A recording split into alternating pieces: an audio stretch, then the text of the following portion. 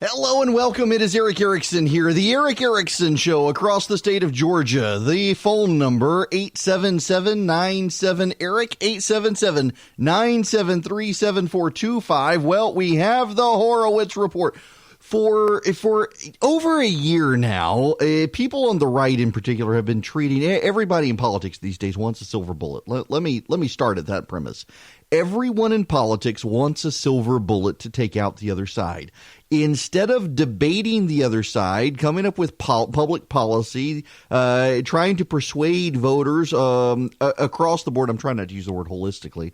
It's such a pretentious word, but trying to persuade voters across the political aisle that they're right on issues, building a platform around which people can rally. Instead, both sides are trying to find silver bullets. During the Obama era, Republicans constantly tried to find that one silver bullet, often named John Roberts, who was going to take out Obamacare. Or there was going to be a magical, mysterious birth certificate that would undermine Barack Obama's claims to the presidency. Or there was going to be some scandal somewhere, never mind that the press was protecting him, and on it went. And then the Democrats did the exact same thing with Donald Trump. Mueller was going to be the silver bullet. Adam Schiff was going to be the silver bullet. Impeachment was going to be the silver bullet. Anonymous was going to be the silver bullet. There was going to be that one thing, just that one thing that was going to wipe out Donald Trump. Silver bullets are as mythological as werewolves. I mean, you can make a silver bullet, but it's not going to take out your bad guy. It's not going to take out your werewolf. And the whole thing has been silly. Well, the right has in its own fever swamps over the last couple of years. I can't tell you the number of friends of mine who have said, "Oh, the Horowitz report, the Horowitz report, the Horowitz report." I have had friends who have become detailed experts on what the Horowitz report was going to contain before the Horowitz report ever came out. Before the Inspector General ever released his report, I had friends who could tell you detailed stuff. And inconceivably, within 10 minutes of the Horowitz report being released, it was over 400 pages long, and friends of mine had their detailed diagnostic of exactly what it said and how everything the Democrats had ever alleged was ever wrong. Well, there's a lot for both sides to cherry pick out of it. Overall, what we have is a report that should, in fact, be troubling to both sides of the aisle. There are a lot of conspiracy theories debunked by the DOJ report, and there are a lot of things that people should be troubled by about the FBI's behavior. I don't trust, though, a number of the reporters out there who are covering it any more than I trust partisans who are covering it. I mean, for example, I think some of the political reporters have been deeply, deeply troubling in how they have approached the situation with everything related to the president and national security. And I think that is a fair statement. I think that reporters and number of media outlets could do a much better job. And I bring up the Politico, though, because I do actually think that there has been some pretty good coverage at Politico on the Horowitz report and what it said or did not say, how it covered things, and what it did. In fact, while there's a lot of debunking of the Horowitz report by or a lot of debunking of right-wing mythology by the press and the Horowitz report, there is, in fact, deeply troubling data within the Horowitz report related to the behavior of the FBI. This is not a report that the Democrats should be rallying around as proof of how terrible the president is. They can say it debunks right-wing claims because it does. There are a number of right-wing claims that are debunked in this. Several things the president has claimed, including that the Obama campaign tried to embed someone within his campaign, thoroughly debunked by Horowitz. A lot of stuff on the FICE application, Christopher Steele, debunked. But there's some serious trouble for the FBI. I mean, let me, before I get into even how the mainstream media is covering this, not exactly fans of the Trump administration, let me give you some of the detailed reporting from Josh Gerstein at the Politico, who I think actually does a far better effort at covering the broad scopes of this report than some of his colleagues at Politico, who have been so emotionally invested in getting the president. They're just giddy that some of the president's claims have been debunked, and they're not paying attention to some of the underlying seriousness of what the Inspector General found. So let me read you these couple of paragraphs here. A highly anticipated Justice Department review of the origins of the federal investigation into potential collusion between the Trump campaign and Russia found no direct evidence of political bias in launching the probe, but identified an embarrassing slew of inaccuracies and omissions by the FBI that marred requests for court-ordered surveillance of a former Trump campaign advisor. The report from the Inspector General, Michael Horowitz, also revealed for the first time the FBI used a confidential source to approach an unidentified high-level Trump campaign official in September of 2016 who was never the subject of the investigation. The approach revealed nothing of value to the probe. Horowitz's review did not find any indication the FBI planted anyone in the campaign, as President Trump claimed. But it does bolster that campaign officials were repeatedly the focus of outreach by confidential human sources seeking to establish whether the campaign was colluding with Russia. The report finds those tactics complied with existing FBI policy, but the review contains withering criticism of the preeminent law enforcement agency for basic, fundamental, and serious errors handling the surveillance application for Carter Page. We are deeply concerned that so many basic and fundamental errors were made by three separate, hand-picked investigative teams on one of the most sensitive FBI investigations. After the matter had been briefed to the highest levels within the FBI, even though the information sought through the use of FISA authority related so closely to an ongoing presidential campaign, and even though those involved with the investigation knew that their actions were likely to be subject to close scrutiny, we believe the circumstance reflects a failure not just but by those who prepared the FISA applications, but also by the managers and supervisors in the Crossfire Hurricane chain of command, including FBI senior officials who were briefed as the investigation progressed. The Attorney General is endorsing the Inspector General's critique of the FBI handling of the surveillance process, but he does say that Horowitz is missing data on the predicate to launch the investigation.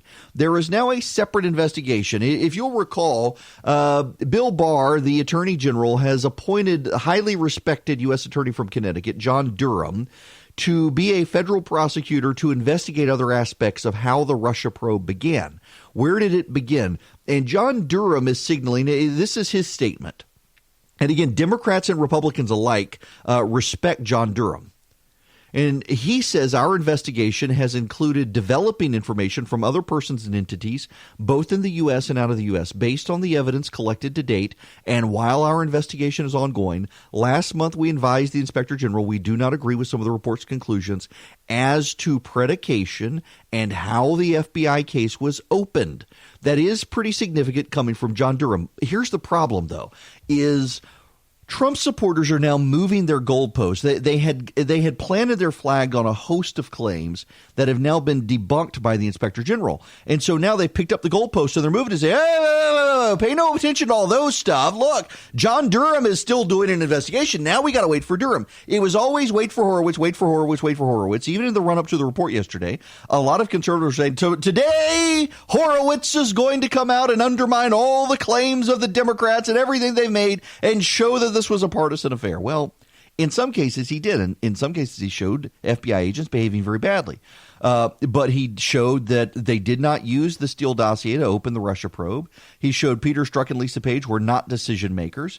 He showed Carter Page was the only Trump official under a FISA surveillance.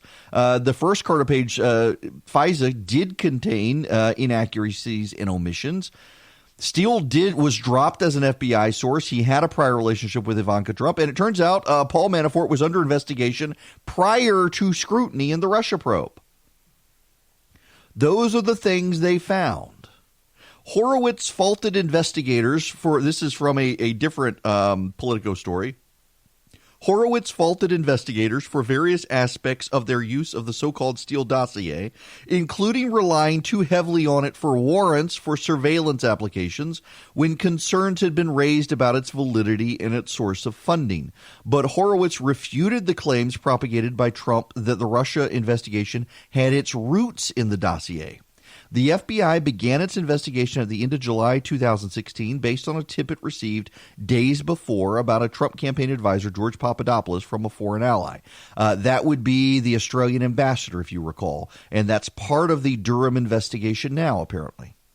While Steele's reporting for what became the dossier began prior to the opening of the Russia probe, Horowitz found that the team of investigators at the FBI did not become aware of Steele's reporting until weeks after the investigation began, and concluded the dossier played no role in the opening. Neither did Lisa Page nor Peter Strzok.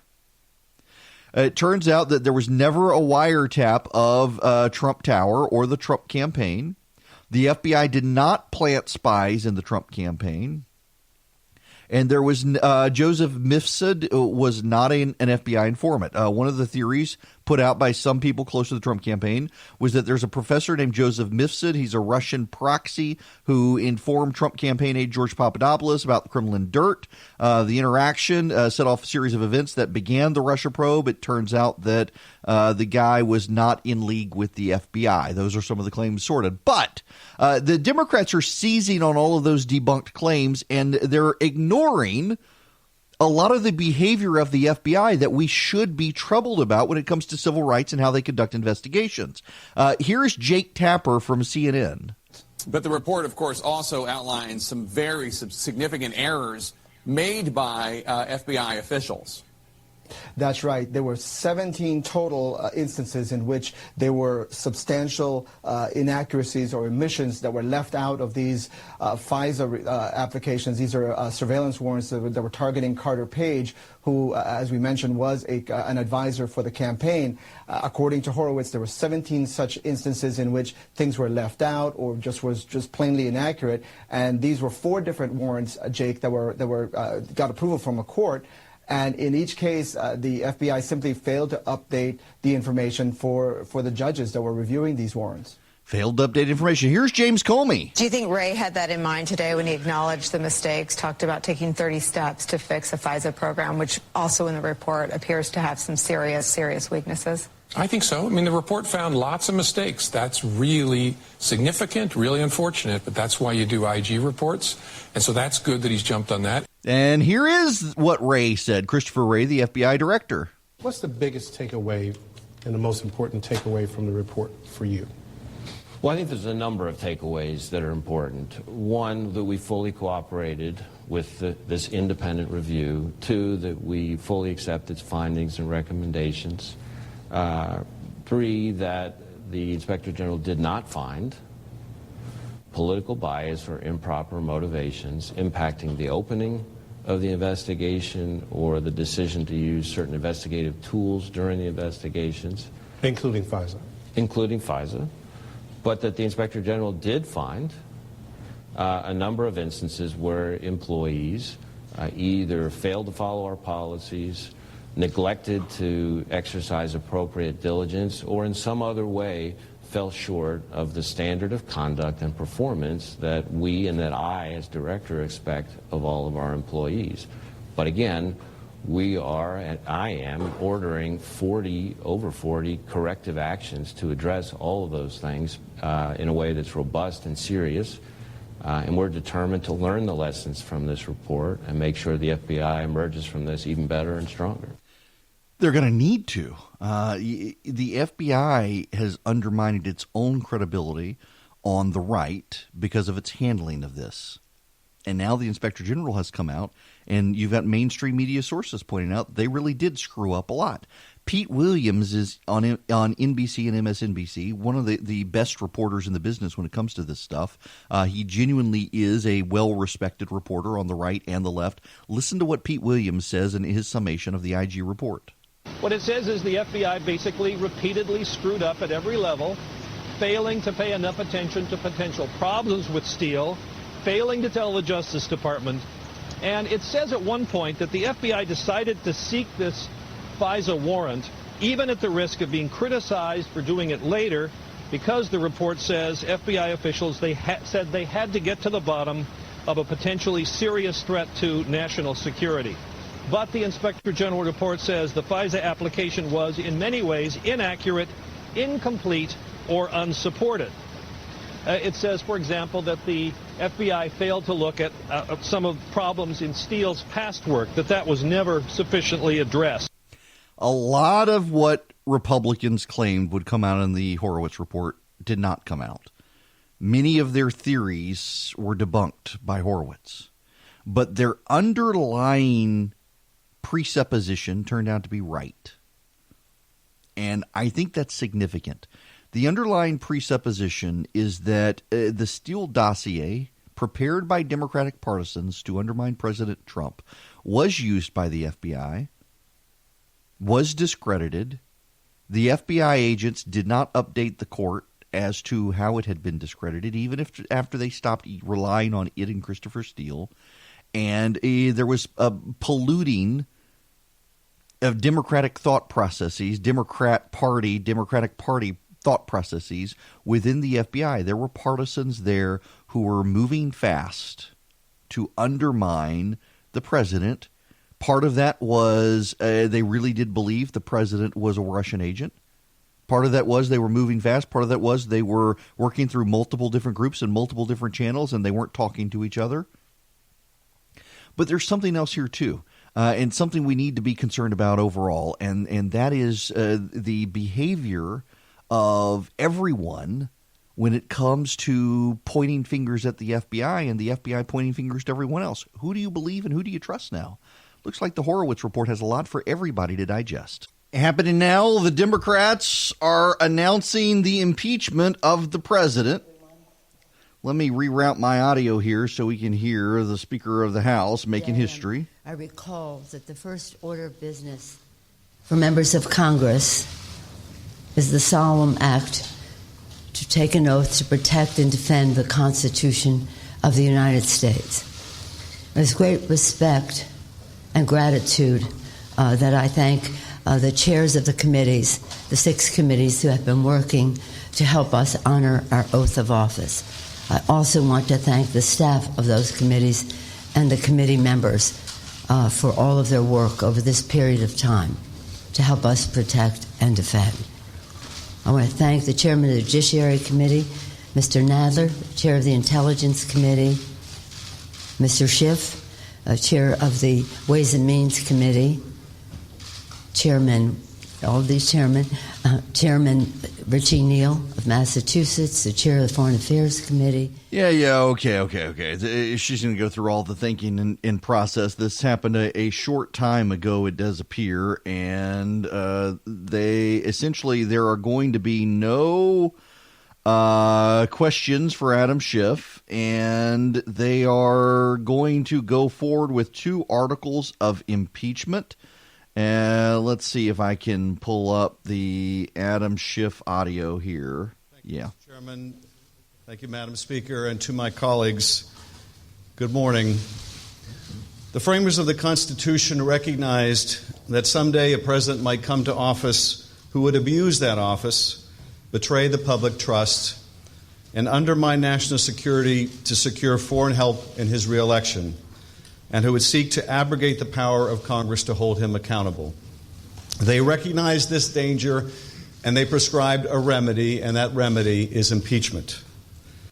It is an extraordinary remedy, and one that I've been reluctant to recommend until the actions of President Trump gave Congress no alternative. We stand here today because the president's continuing abuse of his power has left us no choice. To do nothing would make ourselves complicit in the president's abuse of his high office, the public trust, and our national security. The president's misconduct is as simple and as terrible as this. President Trump solicited a foreign nation. We'll get into more of this when we come back. But needless to say, the Democrats have decided to impeach the president. 2 articles of impeachment, bribery, is not one of them, contrary to the talking points and claims of the Democrats, and nothing about the concentration camps. I thought they were serious about that one. We'll get into this when we come back. I gotta say, it really is remarkable that after months of telling us the president was running concentration camps, the Democrats have not included that in their articles of impeachment. Peter Dow is he is in the Hillary Clinton cult. I mean, this guy is absurdly partisan in favor of Hillary Clinton more than anyone else. Let me read you this tweet. Torturing children, no impeachment. Inciting anti-media violence, no impeachment. Stoking Nazi terrorism, no impeachment. Entire Mueller report, no impeachment. Violating emoluments clause, no impeachment. Threatening political opponents, no impeachment. Shame on you, dim leaders. Someone clearly believed the talking points. Never believe the talking points, people on either side. Never believe the talking points. Think for yourself. All right. Jerry Nadler and Adam Schiff have spoken. They're coming out with their articles of impeachment. Let's listen first to Jerry Nadler. Judiciary Committee, Mr. Nadler.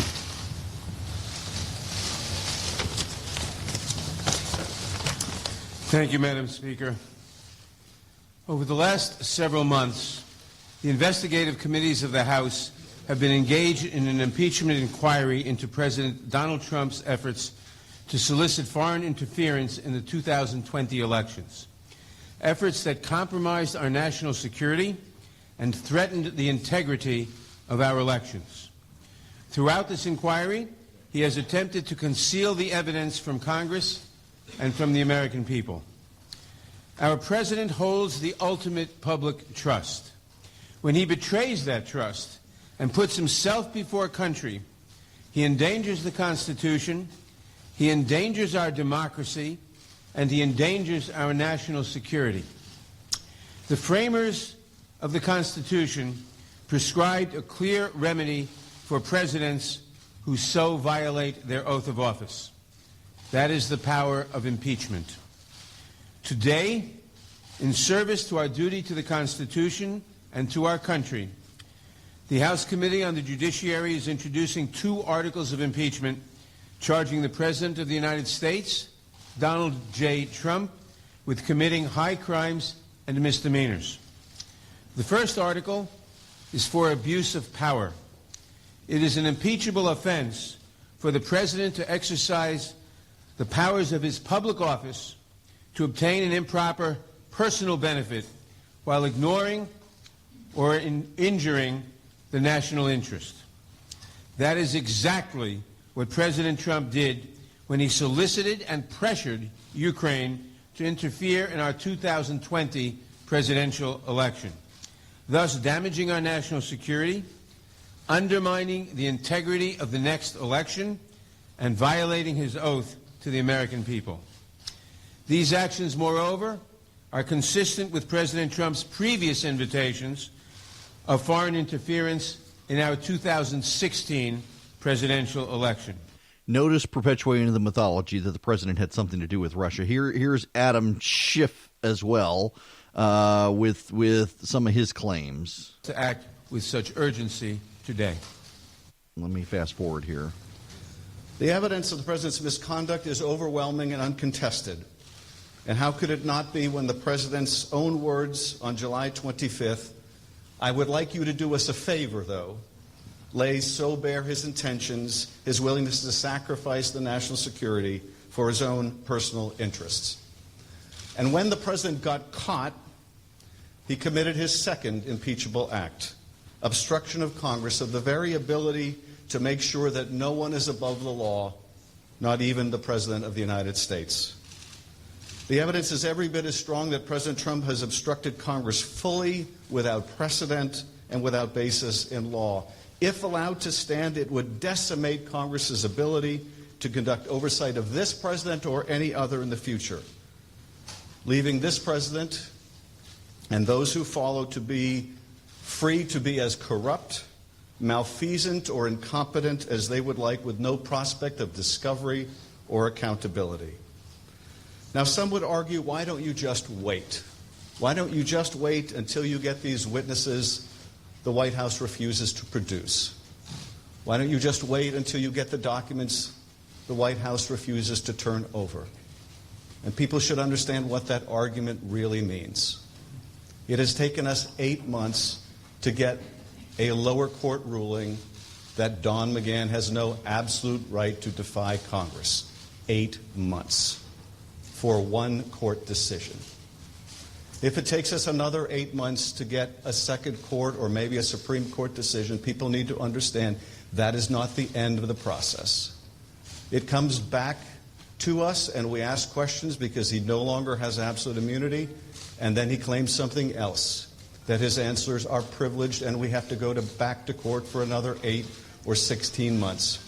The argument, why don't you just wait, amounts to this. Why don't you just let him cheat in one more election?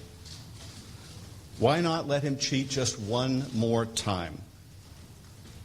Why not let him have foreign help just one more time? You know, I need to stop this there and point out, we have the Mueller report. Didn't happen. That didn't happen. They're impeaching the president over mythology. That's what's going on here. They're impeaching the president over a mythology. The president of the United States has done what? He asked Ukraine to look into the CrowdStrike stuff from 2016 and to check out the Biden allegations that he believed had been dropped for political influence. The Ukrainians did none of that. The president got no help. He got no help from the Russians in 2016. The Russians just tried to undermine the election generally. And yet here is the chairman of the House Intelligence Committee claiming that the president cheated in 2016. That's what this is about. That's what this is about. The Democrats are still mad about the 2016 election. They're not mad about the president's behavior. They're not mad about the Ukraine phone call. They're not mad about what the president said in office. They're mad that he won. Schiff has just given the game away. That's really profound that the Democrats are essentially, they really are. Listen, I would much prefer a President Pence to a President Trump. I'm not opposed to if they find something impeaching the president. But what Adam Schiff is saying here is he just wants to undermine the election from 2016. He calls it out. He believes the Russians stole for the president. And I'm sorry, that's stealing the election. That's taking the election away from the American people who did an election. There's no evidence that the Russians were ever able to steal the election. There's no evidence that their money on Facebook was able to actually persuade people to change their votes. There's no evidence they hacked election machines and stole votes. What there is a candidate on the Democratic side who sucked as a candidate, didn't go to 3 key swing states that she should have gone to, and she lost them, and President Trump won. Now, you can dislike the president. I don't particularly care for the guy on a lot of stuff. But for Adam Schiff to come out and say the president cheated in 2016, the Mueller report actually debunked that. The Mueller report said it's not true.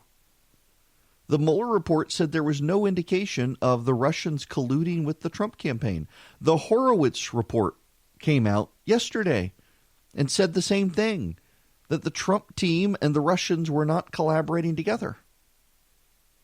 And yet the Democrats now are rushing out of the gate to impeach the president of the United States. They have failed to make a bipartisan effort to do so. They haven't convinced any Republicans to come on board. And now they're saying this is about 2016. It's not about Ukraine. It's about 2016. It's about believing the president cheated. I don't think the president should have done what he did with Ukraine. I think it was wrong. But then I think tariffs are wrong. I think the president's behavior online is wrong. I think a lot of the president's angry tweets are wrong. But just because something is wrong does not mean it's impeachable. We've lost the ability to nuance and distinguish in the country. Wrong does not mean impeachable. It means I disagree with him. I think it was bad. I think he should have done something else. but wrong is not impeachable. And what the Democrats are saying here is essentially they don't like the president's behavior, and they don't like what the president has done in Ukraine, and they think that the president cheated and in 2016, and they want to stop him from cheating in 2020. They think he cheated. For one court decision. If it takes us another 8 months to get a second court or maybe a Supreme Court decision, people need to understand that is not the end of the process. It comes back to us and we ask questions because he no longer has absolute immunity, and then he claims something else, that his answers are privileged and we have to go back to court for another 8 or 16 months. The argument, why don't you just wait, amounts to this. Why don't you just let him cheat in one more election?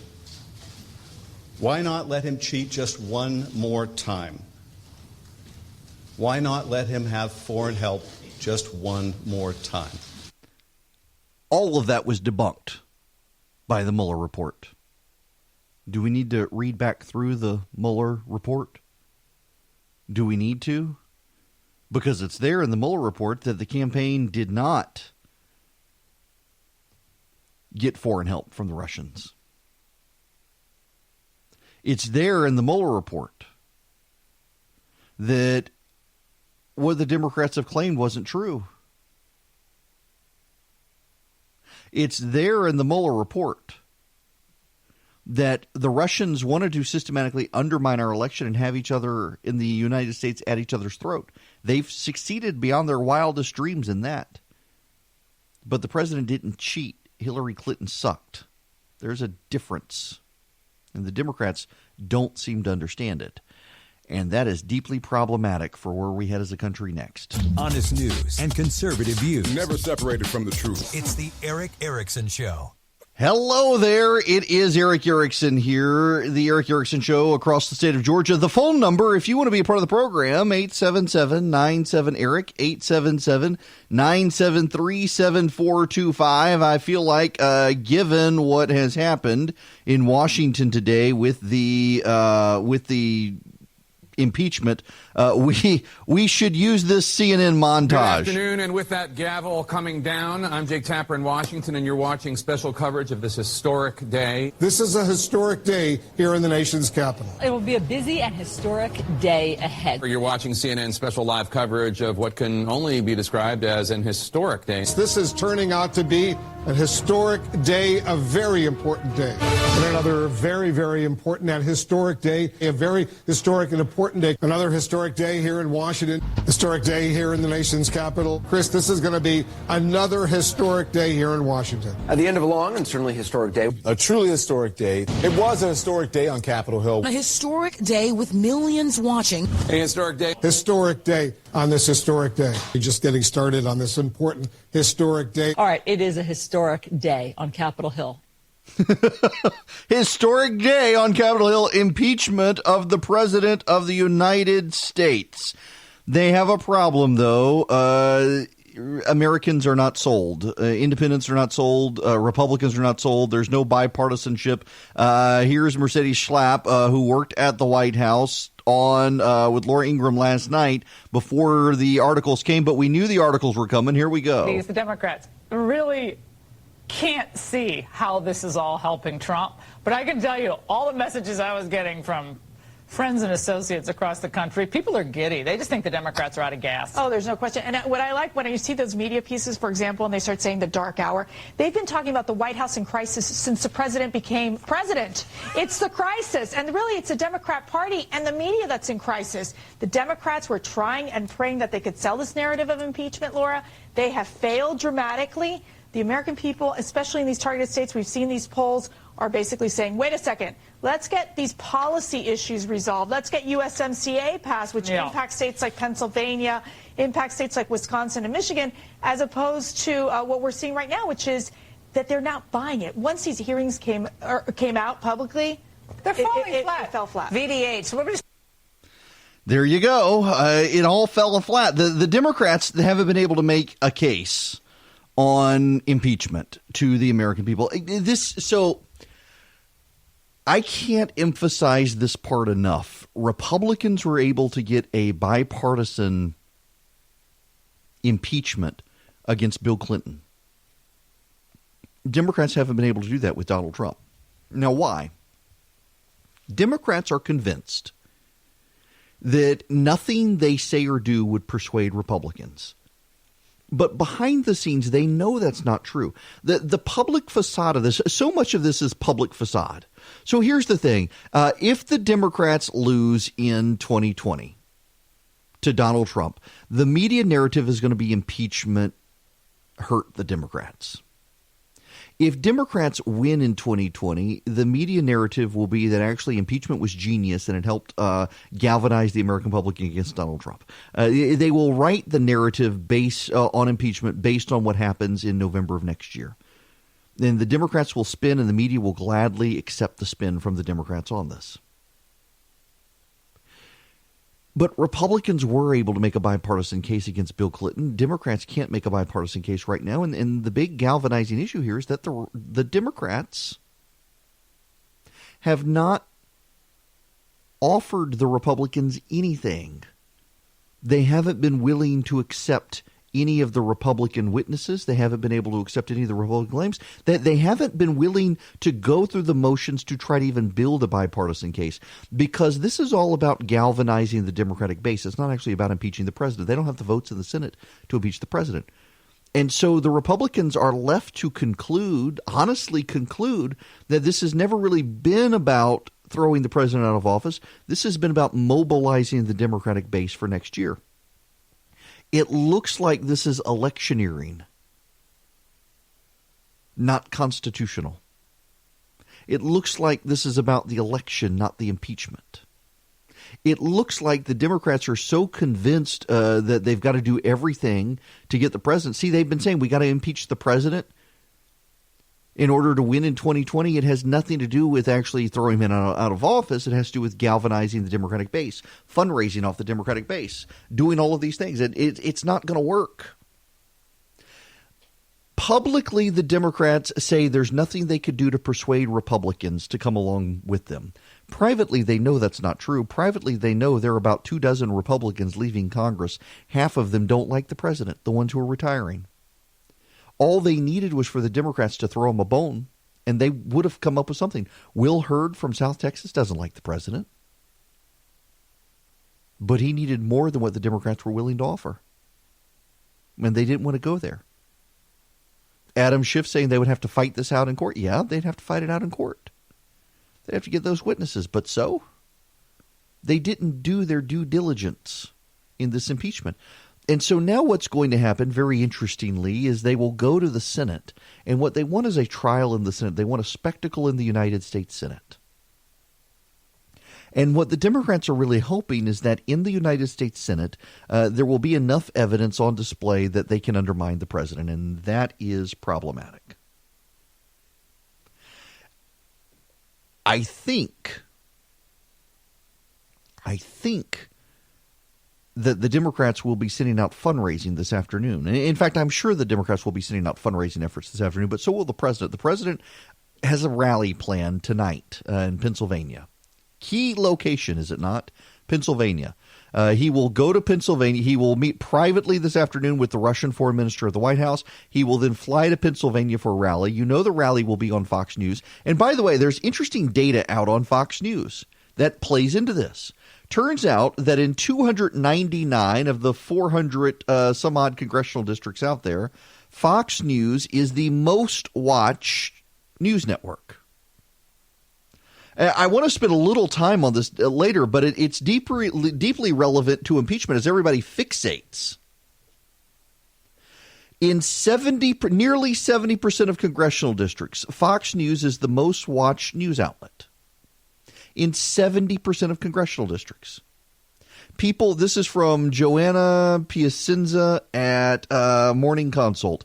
People tend to seek out news that reinforces their own ideologies, and a news analysis of more than 1 million responses gathered over the past year suggests the country's much hungrier for red meat.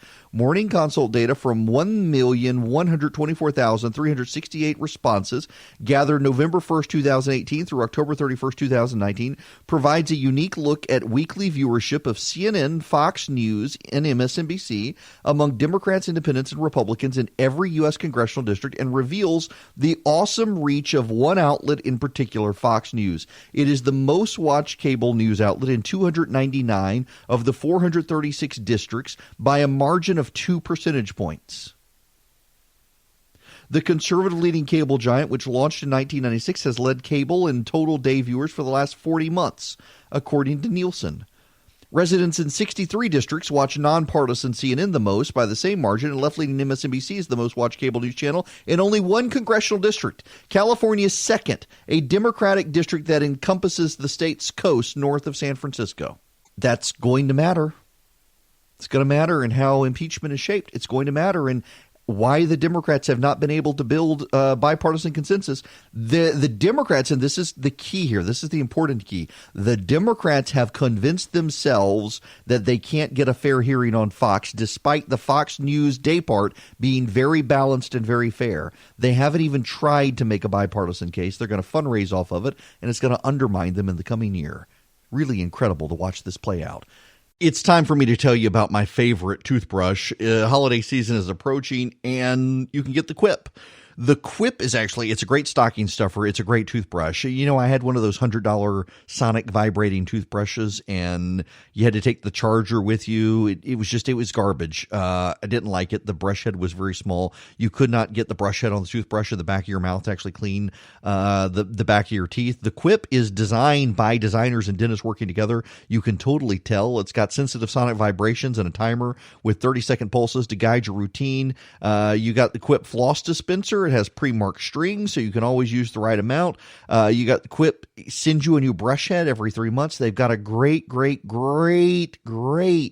toothbrush and now flossing as well. Just go to getquip.com/Erickson to save on gift sets. Get your first brush head refill pack for free with a refill plan. So you get your first brush head refill for free at getquip. QUIP.com/Erickson, getquip.com/Erickson. It is a great toothbrush. It is the toothbrush that I have been using for multiple years. My wife and child use it as well. I really do recommend Quip. I really am a user, and I was before I started doing this commercial. That's why I really recommend it. GetQuip.com. Hello and welcome. It is Eric Erickson here, the Eric Erickson Show across the state of Georgia. The phone number, if you want to be a part of the program today, 877-97-ERIC, 877-973-7425. In the words of Wolf Blitzer at CNN, historic day. The Democrats have issued articles of impeachment against the president of the United States, in part because of the president's supposed cheating in the election in 2016, which, of course, he didn't actually do, and the Mueller report thoroughly debunked. But to set the stage here, before we take your phone calls, here's Adam Schiff announcing why they don't want to wait any further for further witnesses, why they don't want courts to get involved in authorizing witnesses to come. For one court decision. If it takes us another 8 months to get a second court or maybe a Supreme Court decision, people need to understand that is not the end of the process. It comes back to us and we ask questions because he no longer has absolute immunity, and then he claims something else, that his answers are privileged and we have to go back to court for another 8 or 16 months. The argument, why don't you just wait, amounts to this. Why don't you just let him cheat in one more election? Why not let him cheat just one more time? Why not let him have foreign help just one more time? That is what that argument for. Okay, so essentially the Mueller report said that the Trump campaign did not coordinate with the Russians in 2016. The Russians did want to disrupt the American electoral process, but the Trump campaign did not coordinate with them. Here comes Adam Schiff saying, why don't you just let him cheat one more election? Why not let him cheat one more time? Why not have foreign help just one more time? That presumes then, that Adam Schiff believes President Trump did cheat in 2016 and did coordinate with the Russians, though the Mueller investigation is clear that he did not. The Russians certainly did want to undermine the election, and by the end of the election, certainly wanted to hurt Hillary Clinton and help Donald Trump. But there's no evidence the Russians rigged the election. There's no evidence they stole the election. There's no evidence that the Trump campaign coordinated with them. What there is evidence of is Hillary Clinton was a crummy candidate who didn't go to Michigan, Pennsylvania, Wisconsin like her husband told her to, and lost herself the election. Had she gone to those states, she might have been able to pull it off. So essentially, the Democrats are admitting they are impeaching the president of the United States for a mythology from 2016. That's why they're impeaching him. Doug Collins was on with Fox News here just a few moments ago. I grabbed the audio while we were in commercial break. That's the allegation. Number 2, obstruction of Congress. He is not above the law, says Chairman Nadler. Back to Doug Collins. You were listening, and your reaction now, sir, on the Republican side. Well, it's just amazing. I saw nothing, but it's very telling that they all walked off stage and didn't answer a question. That, to me, is really telling. Why would the Speaker of the House, you just announced articles of impeachment. You had your 5 committee chairs. You had Adam Schiff. You had Jerry Nadler. And they wouldn't take questions? I mean, that tells me that they're really not inherently comfortable with what they're doing, and I think this is the problem that we have. Adam Schiff has heard his own voice for so long, he simply believes what he's saying without any evidence of truth or any evidence of facts here. They simply want to get the clock in the calendar because they are so obsessed and so fearful that President Trump is going to win again next November that they don't even perceive the problems that they have. It's very telling to me. Mueller didn't come up, neither did the fact of the quid pro quo bribery, all the focus group problems that they've had in the last little bit. They went with abuse of power, which they can define. What does that tell you, sir? It tells me they have no case. It tells me that they tried everything they could, so they had to come up with the 2 amorphous things that they could come up with. Might be, but they have the votes. Well, we've known that. That's not a shock, Bill. We've had that since November last year. Again, I talked about it yesterday. Means, motive, and opportunity. The opportunity came when they won the election last November. This has been a foregone conclusion since November of last year. Don't make any mistake about that they were, as soon as they had the majority, they were going to do this. And they tried everything possible. We went from Whitaker, we went from Kavanaugh, we went to Mueller. Remember, my chairman who ran to be chairman saying, I'm the best to handle impeachment in November of last year. And his first 2 things is he was caught overheard saying, I'm going to impeach the president and Kavanaugh. I mean, this is a man who is obsessed with not serving the public or defending his oath of office. He's obsessed with impeaching the president, and he's drugged everybody else with him. One more question here. Adam Schiff said we could go to... No. We'll leave it there. That was Doug Collins. Now, to the phones, 877-97-ERIC, 877-973-7425. Jimmy, you're going to be up first. Welcome. Good morning. How are you? I'm good. I have a quick question for you. Mm-hmm. I don't understand why nobody on the Republican side, at least that I've not seen, have asked the Democrats, why don't you want to find out if there's something going on with Biden? Well, okay. I'm glad you raised this issue, Jimmy. Did you know yesterday Doug Collins, a congressman from here in Georgia, began that discussion on the while the Democrats were arguing over articles of impeachment, raised that issue, and ABC, CBS, and NBC, all of which were covering the hearing live, left and went to commercial break when Doug Collins began talking about Joe Biden and Hunter Biden. And the Democrats, of course, want nothing to do with talking about the Bidens. I got to tell you, I really do think that Biden is the Democratic nominee at this point. The other Democrats are too divided, and this issue is going to come back to get him in 2020. Biden is having to come out now and say that Hunter Biden is going to do nothing internationally while his dad is in the White House. And how can his dad enforce that? I have no idea. Thanks very much for the phone call, Jimmy. In fact, here's the PBS had a panel of reporters, not pundits, but the panel of reporters on PBS last night. Listen to this. Mika, I think, is onto something. The Republicans have not yet been able to get to their arguments, but wait, it's coming after the break. The familiar refrains about the aid was actually delivered, that President Trump had a tougher policy than did President Obama. Hearsay and all the other arguments about corruption that have become so familiar. I also think that while it may not have been illegal or even inappropriate perhaps for Hunter Biden to have been taking a monthly retainer from Burisma. I do think that sort of clouds the atmosphere of whether it was proper for President Trump to inquire about corruption. I think that is something that is sort of stuck out as I've sort of talked to people outside of Washington and the rest, and it's a simple fact that people don't quite understand. I even heard Vice President Biden sort of struggling to answer that question in an interview on HBO last night. So that sort of hangs out there, and I think makes things that much more difficult for the Democrats to make their case. It does make it more difficult for the Democrats to make their case. They're going to have a hard time. The Democratic Party out there is going to struggle to answer the questions about Joe Biden and Hunter Biden, in large part because Joe Biden himself has struggled about these things. This is you heard the reporter on Axios or on PBS mention the Axios interview with Joe Biden.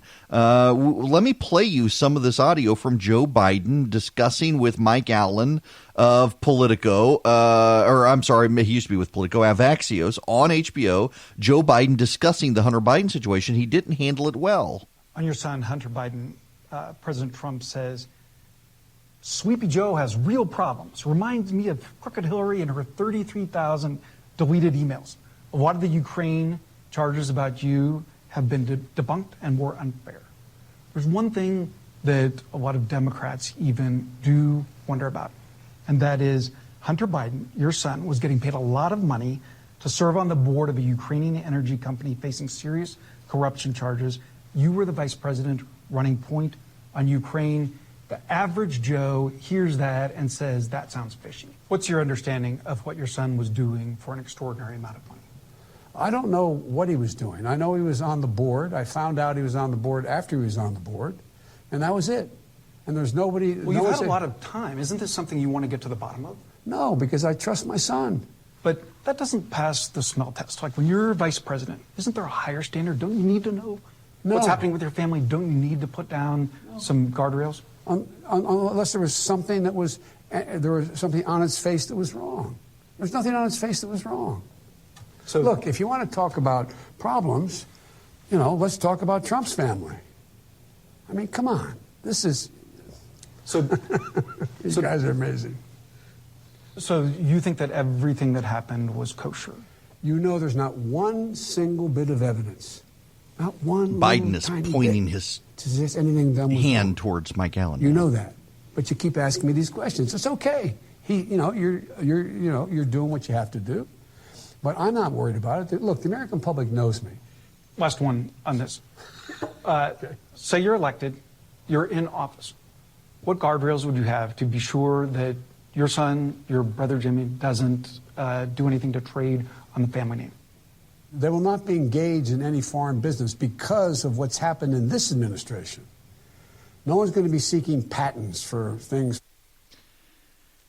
from China. No one's going to be engaged in that kind of thing. So no foreign business for your relatives in office? That was Axios interviewing Joe Biden. Here's okay.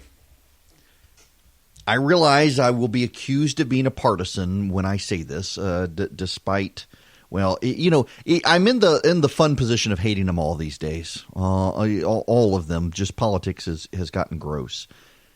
But can I just say, and I think I'm being objective here. Your mileage may vary. Objectively, I think Joe Biden has now had, 3 months? October, November, December? Really? September, October, November? He's had 3 full months minimum to prepare for this line of questioning. He's had 3 full months minimum to prepare for this line of questioning, and he can't do it. He can't answer it. He can't talk about it. He can't engage with it without getting mad. And I understand the protectiveness, the willingness to protect his son. I get that, particularly given his son's battles with his own demons. I get the protective nature of a dad wanting to protect his son. But Joe Biden is running to be president of the United States. and he can't answer questions about his son without getting defensive. And there's a reason for that you need to understand. It is because Americans intuitively understand that when a president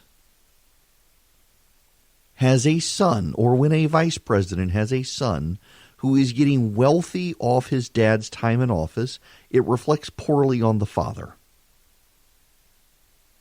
And Biden, as vice president, had a son who was doing these things. And his son already gave an interview where he said he told his dad what was going on. And Joe Biden has said his aides did not tell him it was wrong. Why do you need to be told that it's wrong? Listen, if my son, I'm on radio statewide in Georgia, if my son were to go out to businesses in Georgia and try to recruit them as clients if they had business before the legislature and say, I'm not going to lobby for you, you put me on your payroll, and my dad's going to talk you up on the radio and all the state legislature listens, that would be wrong. Now, my kid's just turned 11 yesterday, so it's not going to happen. But if he did, that would be wrong. If I had a child who went out and told businesses, put me on your payroll and I'm going to talk you up to my dad so that you get favorable treatment by my dad because you're taking care of me, it may not be criminal, but it would be wrong. The Democrats are making a case that the president needs to be impeached largely because he did nothing criminal, but he did something wrong. He did something that was abusive in office. He did something that was an abusive office. He did something that no president should do, and that any reasonable person should recognize no president should do, and that in so doing he was securing for himself and his family personal gain. That's what Hunter Biden did. He didn't do anything criminal. There's no allegation that Hunter Biden did anything criminal. What he did is he traded on his father's name to enrich himself, and there are allegations, in fact, that he talked up these companies that were paying him to his father, to whether or not they actually got favorable treatment, to attempt to get them favorable treatment. There's no evidence they got favorable treatment because they were paying Hunter Biden. But the Democrats want to impeach the president for doing abusive, unethical things that were not illegal.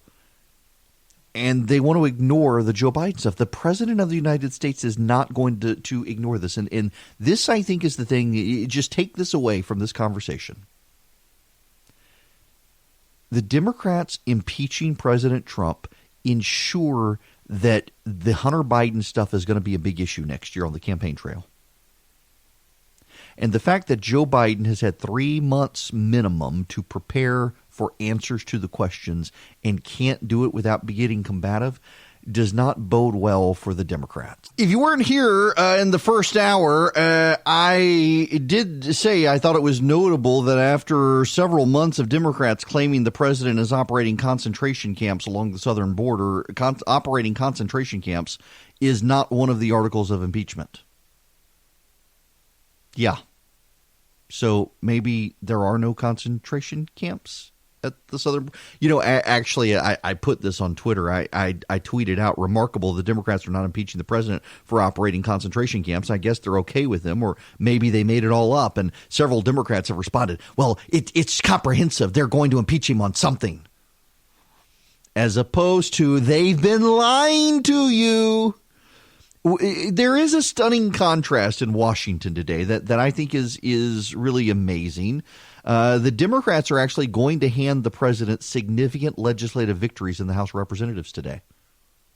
Everyone's so focused on impeachment today in the press conference and the articles of impeachment. And in fact, the Democrats are going to pass the USMCA, the revision with the Mexico-Canada, United States-Mexico-Canada agreement, and they're going to pass a Paid Family Leave Act that Ivanka Trump is one of. They're going to pass both of those things today while also impeaching the very same president who will sign those things into law. Will that make those measures illegitimate? They say this is an illegitimate president, and yet they're treating him as if he's legitimate. Reminds me of the Democrats here in Georgia treating Brian Kemp as some sort of illegitimate governor, and yet they're trying to curry favor with him on all sorts of things around the state. So, yes, Democrats will be passing USMCA. And I got to tell you, reminds me of the Everett Dirksen quote. Everett Dirksen was the Senate Republican leader. This is attributed to him by all sorts of people, but it has never actually been confirmed that he said it. It's one of my favorite quotes about American politics, though. There are two parties in Washington, D.C., the stupid party and the evil party. Every once in a while, the stupid party and the evil party get together and they do something that is both stupid and evil. And that's what the press calls a bipartisan accomplishment. There are two parties in Washington, D.C., the stupid party and the evil party. Every once in a while, the stupid party and the evil party get together and they do something that is both stupid and evil, and that's what the press calls a bipartisan accomplishment. Or today, they'll call it the USMCA and the Paid Family Leave Act. I'm philosophically opposed to the federal government mandating paid family leave. I'm sorry. I know it makes me a heartless jerk, but I'm philosophically opposed to the federal government mandating paid family leave. I think it is a nanny state big government program that drives up the cost to companies that then impacts their not only bottom line, but their ability to hire people. But that's okay.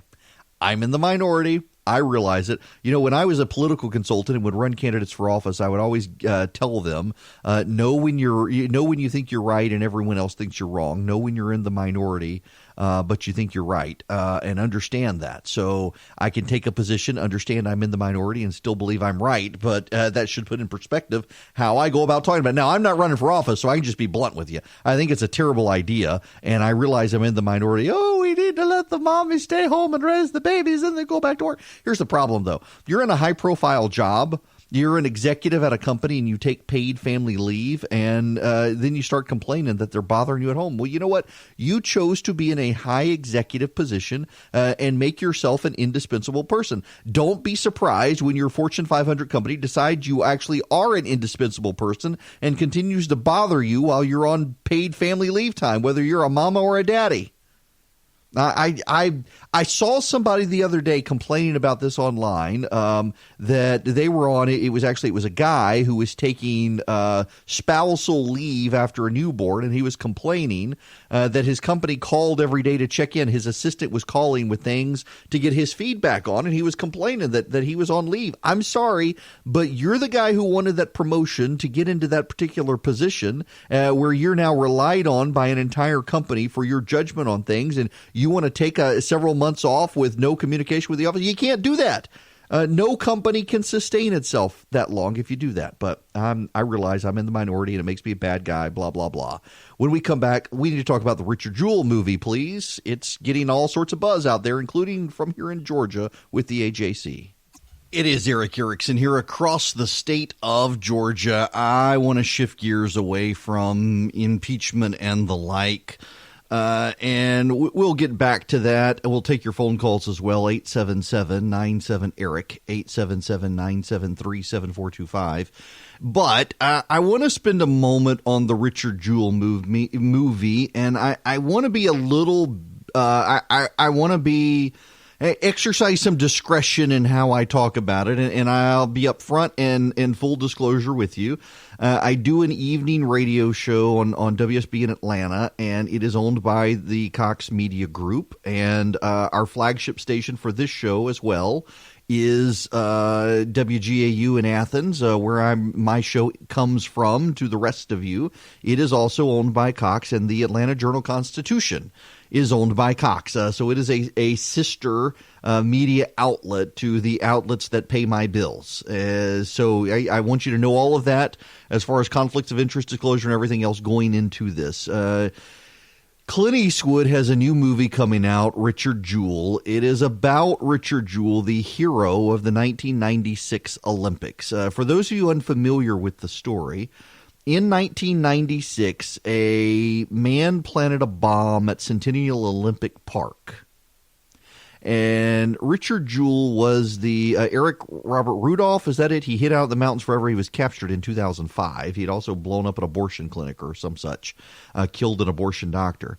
But Richard Jewell was the security guard at Centennial Olympic Park during the bombing, and he saw the backpack in which the bomb was and called it in and began getting people out of the area. I think 1 or 2 people were killed, a number of people injured, but Richard Jewell was a certifiable, genuine hero. He saw the bomb, did exactly what his training called him to do, and got people out of the way. Now, Richard Jewell was not a police officer. He worked as an independent contractor, I believe, through a security firm, and had idolized police and law enforcement, and that became an issue.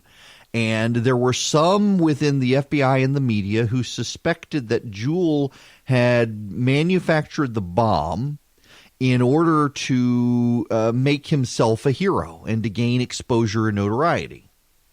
And there were many news outlets that ran the details of what the FBI suspected, including at the AJC. And the Richard Jewell wound up suing them all.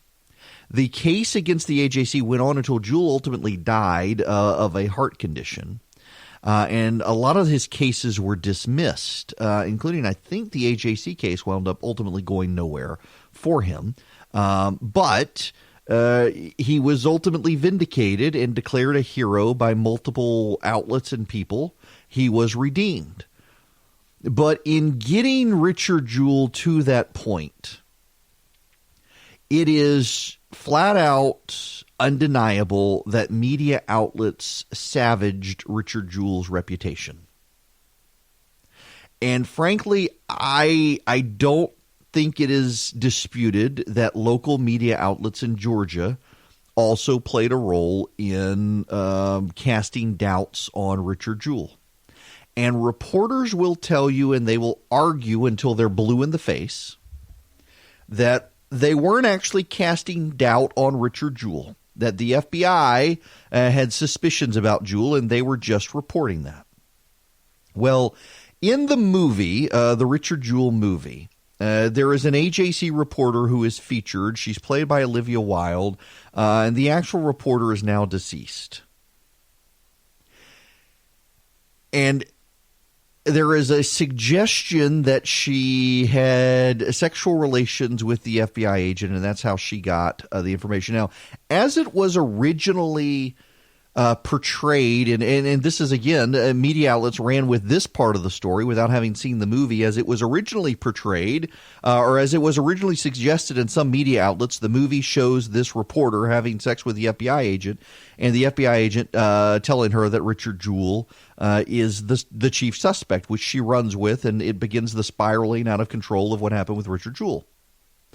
Now, actually, what the movie shows, according to those who have now seen the movie, is that she suggests that they should sleep with each other, but you don't actually see that on camera. It is a suggestion made, and ironically, many of the media outlets that have gone just dialed it up to 11 on a 10-point scale of outrage over Clint Eastwood made their initial claims that Clint Eastwood is going to portray this reporter as sleeping with the FBI agent to get sourcing information. The movie, according to the Hollywood Reporter, does not actually show that. The movie just says there's a suggestion that maybe this happened. That the reporter says, when are we going to sleep with each other or have sex or whatever. I'm trying to be delicate here. There may be kids in the car with you or wherever you are listening. But so it seems like some of the initial reporting from some of the initial news outlets got it wrong as to what the movie actually depicts. But there is a suggestion in the movie that maybe she did this. I got to tell you, the movie ends with a disclaimer. The AJC, the Atlanta Journal-Constitution, and Cox Enterprises is demanding a disclaimer to make it very clear that there is no evidence that their reporter slept with an FBI agent to get information.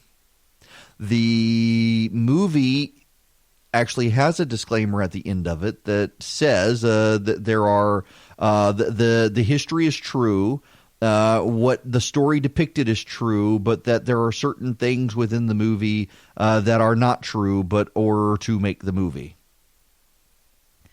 And that's not good enough for the AJC, understandably so. Here's where I come down on this and why I think this is something that we all do need to pay some attention to. It is interesting to me to see the media out now demanding clarification, demanding disclaimer, and demanding information that rights perceived wrongs about the Clint Eastwood movie that they haven't seen without seeing the movie. And it is much the same media that indisputably maligned Richard Jewell.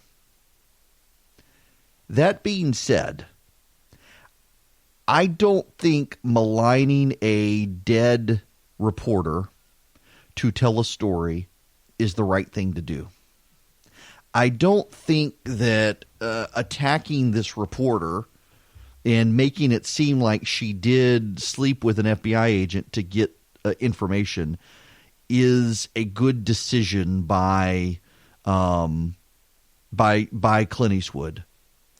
Let me read you part of the Deadline reporting. Marty Singer, who is a lawyer representing Cox Enterprises in the Atlanta Journal-Constitution, sent a letter and said it is highly ironic that a film purporting to tell a tragic story of how the reputation of an FBI suspect was grievously tarnished appears bent on a path to severely tarnish the reputation of the AJC, a newspaper with a respected 150-year-old publishing legacy. Fueled by controversy the past 2 weeks over the film's depiction of the Olivia Wilde portrayed Kathy Scruggs allegedly trading sex with an FBI agent for information that security guard Jewell was their lead suspect in the 1996 Atlanta Olympics bombing, the correspondence sent today makes no bones about the next step being defamation lawsuit in various jurisdictions against Clint Eastwood and Warner Brothers. Now, Warner Brothers is doubling down on this and saying they are prepared to fight this lawsuit against filed by the AJC. They call it baseless. This is also from Deadline. Warner Brothers is more than willing to take on the newspaper, according to this report. A studio source confirmed to Deadline that there has always been a disclaimer in the movie that reads, the disclaimer at the end of the film is, the film is based on actual historic events. Dialogue and certain events and characters contained in the film were created for the purpose of dramatization. The scene apparently in the movie, by those who have seen it, does not show that Ms. Scruggs slept with an FBI agent, but instead have her in conversation with the FBI agent. Here's the Deadline paragraph here, relevant paragraph. While not explicitly showing anything, there is a scene in the film in which Wilde's character Scruggs basically asks an FBI source where they're going to have sex after getting insider information on the bombing investigation by the Bureau. What the media did to Richard Jewell was wrong. It was a feeding frenzy. And Clint Eastwood has been on a roll with a lot of movies of late. His hero series, as some people are calling it, or anti-hero series, as some people are calling it, where he chronicles people who I guess you could call them anti-heroes, non-traditional heroes, where even the Mule, he plays real people. He plays or people who are based on real people, like in the Mule, Earl Stone. He does American Sniper. He does The Trouble with the Curve. Gran Torino. This history of movies where he's been putting out these movies, they're iconic movies. Just listen to the last line of movies that he's done. These are, it starts with American Sniper, and then there is Sully, and then there's the 1517 to Paris, and then there's The Mule, and now there's Richard Jewell. And he chronicles a number of people who they have interesting stories, were oftentimes maligned in the press or were mischaracterized in the press or misunderstood by the press. And Clint Eastwood has sought to tell a compelling story that gets their story right. In Richard Jewell's case, it was, yes, the FBI was concerned about Richard Jewell, and he fit a profile of someone who, because of his infatuation with the law enforcement, maybe, just maybe, he was a suspect. Now, in truth, the FBI treats everyone as a suspect. And in truth, the FBI quickly dismissed him, but the media continued to portray him as a suspect. In October of 1996, the U.S. Attorney Ken Alexander sent Richard Jewell a letter formally clearing him, stating that based on the evidence developed to date, Richard Jewell is not considered a target of the federal criminal investigation into the bombing on July 27, 1996 at Centennial Olympic Park. He was never charged. The FBI certainly searched his home. They questioned associates. They were ruling everyone out. And Jewell, because he found the bomb and fit a profile of someone who wanted media attention for being a hero, fit the profile. But he was actually a hero. Here's the thing, though. I think Kevin Riley and the AJC have merit to their argument that you should not portray a journalist as sleeping with someone for sourcing information just to sex up a movie. When you are essentially, in order to redeem Richard Jewell, maligning someone else unfairly. There's no evidence that she even suggested that she and the FBI agent should sleep together. This is a real reporter. This is a real woman with a real family, and she is now dead too. She is no longer here to defend herself, and Richard Jewell is no longer here to defend himself. And I really do think it's bad form for this movie. And I see people saying, oh, it's really rich for the media to be coming after all this stuff. Look what they did to Richard Jewell. And I'm in that camp. But I also think it's really rich of a movie to try to defend and rehabilitate the character and honor of a man, in part by tearing down the character of someone else who was just doing her job as a reporter, who in her reporting was actually covering that the FBI really did believe he was potentially the bomber. Richard Jewell got a terrible rap. He was so terribly maligned. He was ostracized. He just, his life was ruined for a period of time. It was hard on him. It was hard on his mother. It was hard on his friends. But what about Kathy Scruggs, who many people are going to watch the movie and they're going to say, oh, well, this is just a fictional character concocted to tell the story. No, she was a real person. She had a real family. She lost a battle with cancer. And I wish that Clint Eastwood had chosen differently. Now, I don't think that the AJC suit can... There was a suggestion in conversation in a dramatization. I don't think they have a basis for the lawsuit, but I got to say, I understand their outrage over this. And I don't think that we need to play tit for tat. We don't need to say, well, they did it to Richard Jewell. Turnabout's fair play. No, turnabout's not fair play. This isn't grade school. This isn't kindergarten. I intend to see this movie. It is getting incredible reviews in early releases. It is a story that should be told. But I will go into it understanding that in redeeming Richard Jewell, they made a decision. Clint Eastwood made a decision to sex it up a little bit with a reporter, and it maligns the character of a woman who is now dead and can't defend herself. And there's going to be a little bit of irony in the movie, maligning someone to redeem someone who had himself been maligned. And I think that's unfortunate, and they could have done something differently. I have decided I am going to send out a sugar cookie recipe. It's perfect in time for that. You've all got Christmas parties coming up. I sent out the ginger cookie recipe, which I got great feedback on that one. I'm going to send out the sugar cookie recipe now, and it's easy to make. And it's highly, highly addictive. I actually do need to warn you about this cookie recipe. My mother-in-law made them, and I think I ate them all in one sitting, like 24 cookies, and got sick. They were that good. I know, and I'm fat, so I shouldn't have. It's a really good recipe. So if you want the recipe, text the word recipe to 33777, and I will send it out tomorrow. I got to find it. It's written on a note card, and I got to type it out for you. I don't even have, so I keep a program on my computer called Paprika. And it's an app on my phone and my laptop and my iPad, and it syncs all of my recipes together. It's a great cooking app. By the way, someone asked me, and I guess I need to do this, and I'll send it out on the recipe list, gift recommendations for people. I will tell you, it is expensive. But my latest and greatest toy in the kitchen that I have enjoyed, and it's not really in the kitchen, it's on the back porch, that I thoroughly enjoy. And having had multiple different ones, the Rock Box is a keeper. ROCCBOX. I'll put a link in the recipe email. Text recipe to 33777.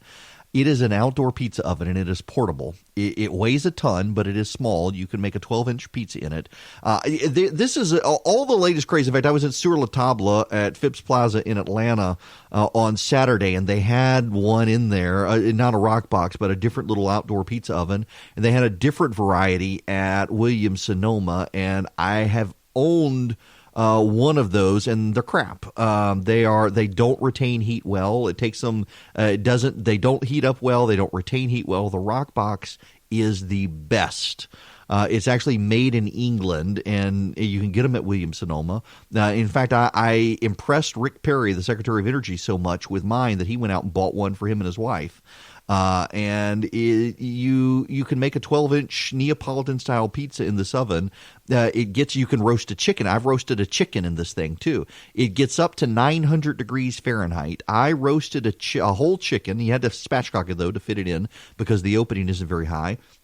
That's where you cut out the backbone and you flatten the chicken. I roasted one in this oven, and it took maybe 30 minutes in this oven. I didn't turn it all the way up to 900 degrees Fahrenheit, but I got it up pretty high. You stick the legs towards the back, and the bone from the legs burns to a crisp. But the rest of the chicken cooks just perfectly. It stayed juicy. It was moist. It was incredible. I've done pizza in it. I've cooked shrimp in it. I've cooked chicken in it. It's great. It's called Rock Box, ROCCBOX. Now, it's like $500, full disclosure. But you can do either wood burning or gas. With a Neapolitan pizza, you're only allowed 4 ingredients: flour, salt, water, and yeast. Flour, salt, water, yeast. Yep, that's it. 4 ingredients for a Neapolitan pizza. That's all you're allowed to put in it.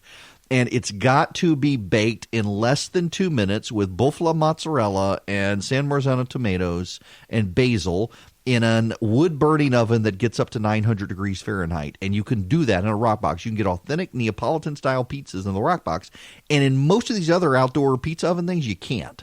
I highly recommend it if you're interested in if you want to add to an outdoor pizza, outdoor kitchen, get the Rock Box. When we come back, we got to move on to Fox News, bringing in Bill Hemmer to replace Shep Smith. It's time for me to tell you about my favorite toothbrush. Holiday season is approaching, and you can get the Quip. The Quip is it's a great stocking stuffer. It's a great toothbrush. I had one of those $100 sonic vibrating toothbrushes, and you had to take the charger with you. It was garbage. I didn't like it. The brush head was very small. You could not get the brush head on the toothbrush at the back of your mouth to actually clean the back of your teeth. The Quip is designed by designers and dentists working together. You can totally tell. It's got sensitive sonic vibrations and a timer with 30-second pulses to guide your routine. You got the Quip floss dispenser. It has pre-marked strings, so you can always use the right amount. You got the Quip sends you a new brush head every 3 months. They've got a great toothbrush and now flossing as well. Just go to getquip.com/Erickson to save on gift sets. Get your first brush head refill pack for free with a refill plan. So you get your first brush head refill for free at getquip. QUIP.com/Erickson, getquip.com/Erickson. It is a great toothbrush. It is the toothbrush that I have been using for multiple years. My wife and child use it as well. I really do recommend Quip. I really am a user, and I was before I started doing this commercial. That's why I really recommend it. GetQuip.com. Why, hello there. Welcome. It is Eric Erickson here across the state of Georgia. The phone number, 877-97-ERIC, 877-973 833-473-7425. Inc.com is reporting this right now, happening now. If you have an Amazon Echo or Google Home, the FBI has some urgent advice for you. The temptation to get a machine to turn your lights on for you is very strong. It makes you feel masterful and saves you from having to get up from the sofa. There's a tiny catch about Internet of Things devices, however. They may not be entirely secure. Don't take my word for it. For devices like Amazon Echo and Google Home, they're the subject of a tech warning from the FBI. The FBI has released a slightly nerve-affecting warning. Here's what the FBI says. Digital assistants, smartwatches, fitness trackers, home security devices, thermostats, refrigerators. I'm half Cajun, half Swedish. Don't blame me. Refrigerators and even light bulbs are all on the list. Add to that all the fun stuff. Remote-controlled robots, games, gaming systems, interactive dolls, talking stuffed animals. The list seems endless. Hackers can use these innocent devices to do a virtual drive-by of your digital life. Unsecured devices can allow hackers a path into your router, giving the bad guy access to everything else in your home network that you thought was secure. Are private pictures and passwords safely stored on your computer? Don't be so sure. Change the device's factory settings from the default password. A simple internet search should tell you how, and if you can't find that information, consider moving on to another product. Many connected devices are supported by mobile apps on your phone. These apps could be running in the background and using default permissions that you never realized you approved. Know what kind of personal information these apps are collecting and say no to privilege requests that make no sense. Secure your network. Your fridge and your laptop should not be on the same network. Keep your most private sensitive data on a separate system from your other IoT devices. IoT is Internet of Things. You know, I've been having this conversation with my friends about the Internet of Things. The Internet of Things is the things in your house that are randomly connected to the Internet, and it seems like there are groups out there now that try to find every which way to connect everything in your house to the Internet. So I have a Christmas present coming today, and of all things, it is a toaster oven. Those of you who know me understand that this like gets in the Venn diagram of things I'm interested in. It is right smack in the center. It is called the June oven. And it is an oven that is an Internet of Things device. It is connected to the Internet, and it learns. It has a camera in the oven. So you put bacon in the oven, and the camera recognizes you've put bacon in the oven. And so all you do is say you want it crispy, or my son likes bacon that is grossly limp. When we go to Waffle House, he orders limp bacon. We used to order bacon that was floppy like a fish, because that would be, when he was little, how he would describe how he liked it. And at Waffle House, they call that limp bacon. So you get limp bacon. I want the Viagra bacon. I want the bacon that is hard and crispy and is delicious. He wants the bacon that is floppy and in need of Cialis or something. Limp bacon sounds gross. It is gross, and he loves it. And seriously, I'm not making this up. He eats 3 pieces of cold limp bacon every day at school. There's something. I love my son, but I was a picky eater when I was a kid. Seriously, we grew up in Dubai, and we would travel abroad, and my mother would keep Heinz ketchup in her purse. Our very first trip abroad, we lived in Dubai, and we went to Cyprus. We went to the island of Cyprus. My mother wanted to see where St. Paul had been on the island, and we went to the island. Abby just heard the Viagra bacon. Seriously, though. The kid. So we go to Cyprus. I guess I'm 5 or 6. We're on the island of Cyprus, and I won't eat anything because in Europe, those of you who've never been to Europe, they will oftentimes dilute ketchup with vinegar. And so it's a very, very, and I realize there's vinegar in ketchup, but it's like really vinegar. It's like tomato vinegar. It's disgusting. And I wouldn't eat anything. I was starving on this island. So my mother would have to carry Heinz ketchup everywhere we went. We went to a Chinese restaurant. The very first place I ever had sweet and sour shrimp was a Chinese restaurant on the island of Cyprus. There is your worlds colliding. and I ate my sweet and sour shrimp with Heinz ketchup in this Chinese restaurant that we had befriended a taxi cab driver named George. And George lived with his sister. They were goat herders. They would make goat cheese, and George drove a taxi, and he drove us all over the island where we could go because it was divided between the Turks and the Cypriots. But anyway, George had to take us to the grocery store to get an unopened bottle of Heinz ketchup so that I could eat on the island. And I am a picky eater. My son, however, puts me to shame. He eats floppy like a fish, limp bacon. He eats chicken nuggets. He'll eat home chicken nuggets. He'll eat chicken nuggets from Chick-fil-A. He'll eat chicken nuggets from not the Burger King by our house, but by another Burger King. And he'll eat chicken nuggets from McDonald's. He'll eat peanut butter and jelly toast. And he will eat pepperoni pizza, but he wants the pepperoni pulled off, and he eats the pepperoni separate from the pizza. And cheese sticks from some restaurants, but not others. That's about the extent of my son's diet, and our pediatrician says he'll grow out of it. In fact, there's hope. He has just now begun sampling cheeseburgers, and he has decided he likes the cheeseburger from Five Guys. But really, that's cover for the French fries. He wants the French fries from Five Guys, and I cannot believe I'm doing an entire monologue on Viagra bacon and my son's eating habits. But he wants floppy like a fish bacon. So anyway, in this June oven that I'm getting, it may actually be, there's a big box that FedEx has. I have a window in my studio at home, and I can see there's a box out. That may be it. Don't come by yet and rob me. You can put in the bacon and say, hey, I want crispy bacon, or I want limp bacon, or non-crispy bacon, I think. And it'll do it. You don't even have to set the temperature or anything. You just push. The camera says, hey, you got bacon? You say, yep. And it says, do you want it crispy, or do you want it floppy like a fish? And you pop it in, and it says, oh, you got 5 strips of bacon, and it'll cook 5 strips of bacon different from 1 strip of bacon. It's impressive. I can't wait for this thing. We use a regular toaster in our house. My wife's been wanting a toaster oven, and I couldn't find a good toaster oven, and Cooks Illustrated recommends the June oven as like its favorite toaster oven, smart or not smart. So I figure, hey, what the heck, I'll get it. It was on sale, so I would get it. But it's an Internet of Things device, and so it connects via Wi-Fi to June, and it constantly gets new updates. So every once in a while you get a software update, and suddenly your June oven does new stuff. Which is kind of cool, actually. You can dehydrate stuff. It's now an air fryer as well. It does all sorts of stuff. But I get the reason for an Internet of Things toaster oven, but why do you need your refrigerator connected to the Internet? I think it's Samsung has an Internet-connected refrigerator. Why? Why does your oven need to be connected to the Internet unless it's like this June thing and has a camera and it cooks itself or whatever you put in it?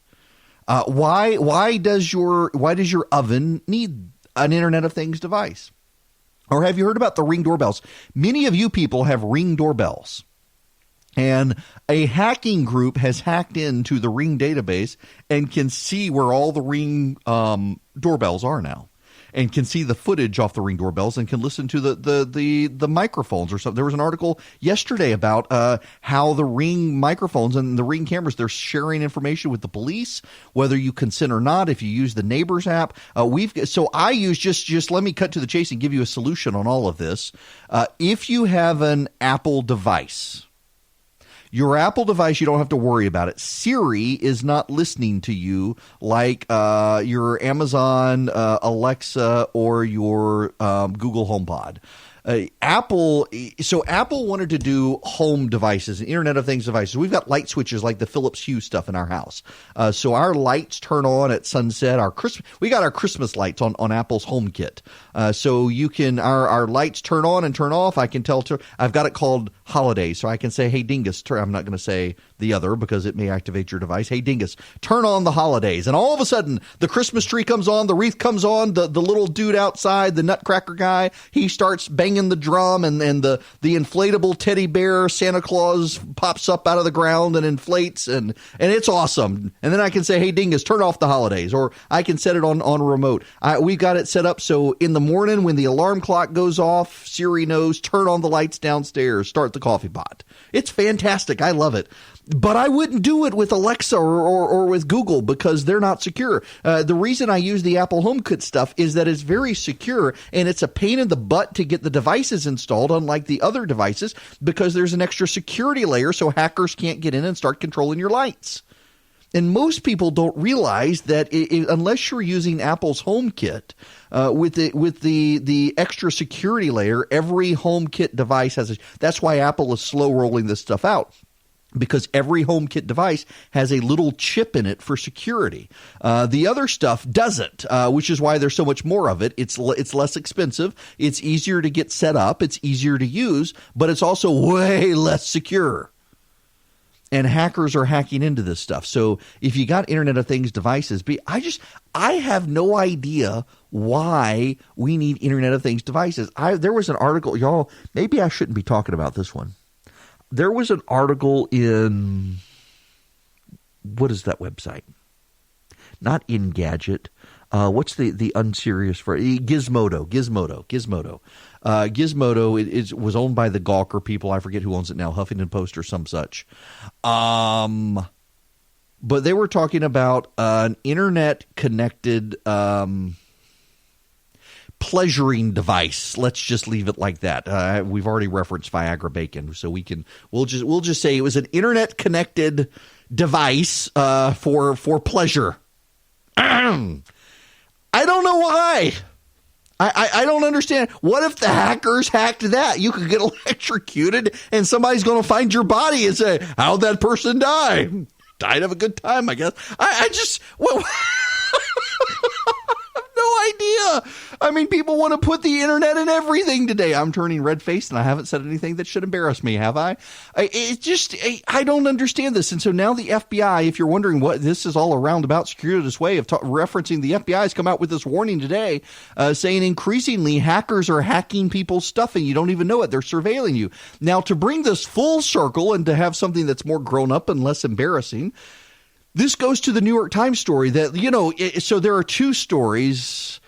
The New York Times story on kids being put into compromising positions through the internet, and there's the Washington Post story about the Afghanistan papers revealing the amount of lying that's gone on in the Pentagon across multiple administrations about Afghanistan. And the impeachment stuff is just going to bury both of those stories out of the headlines.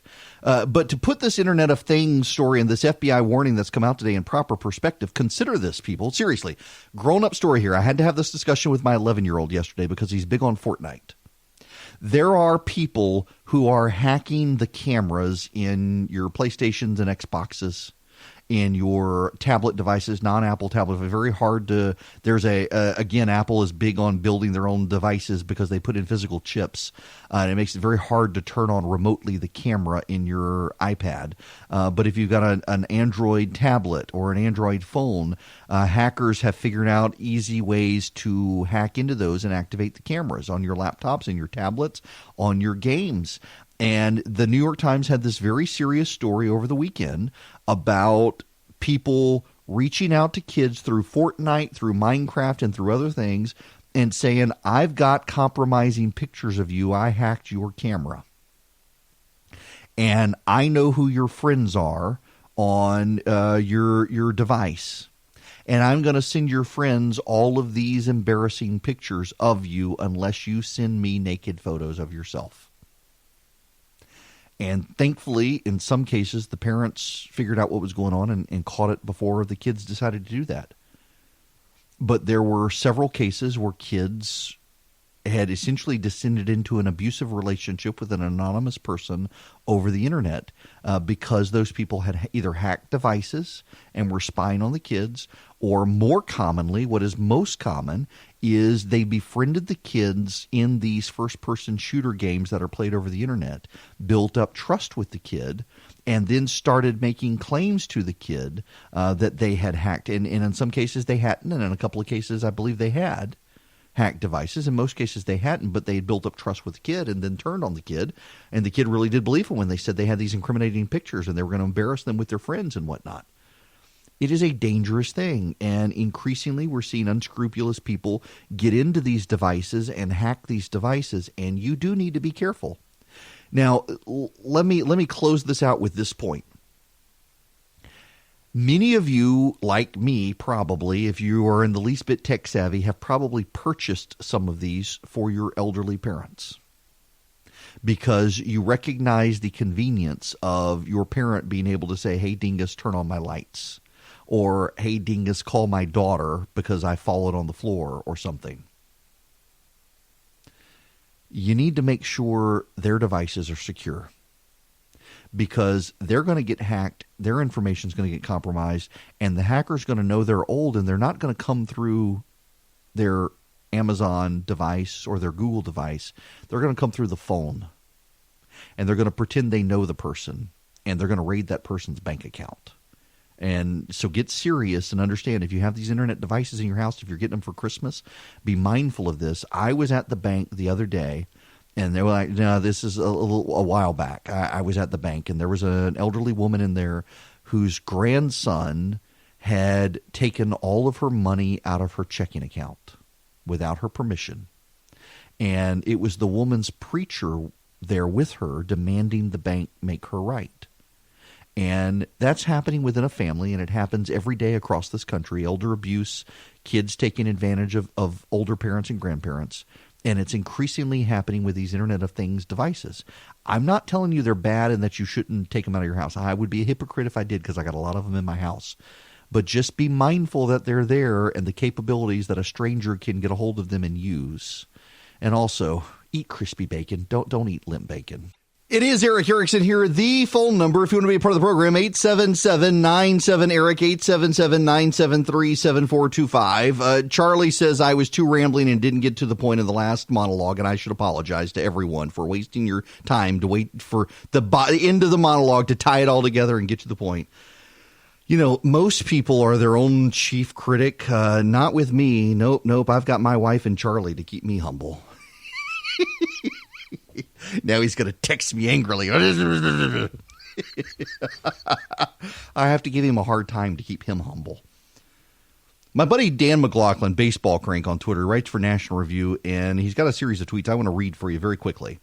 I can't read that text.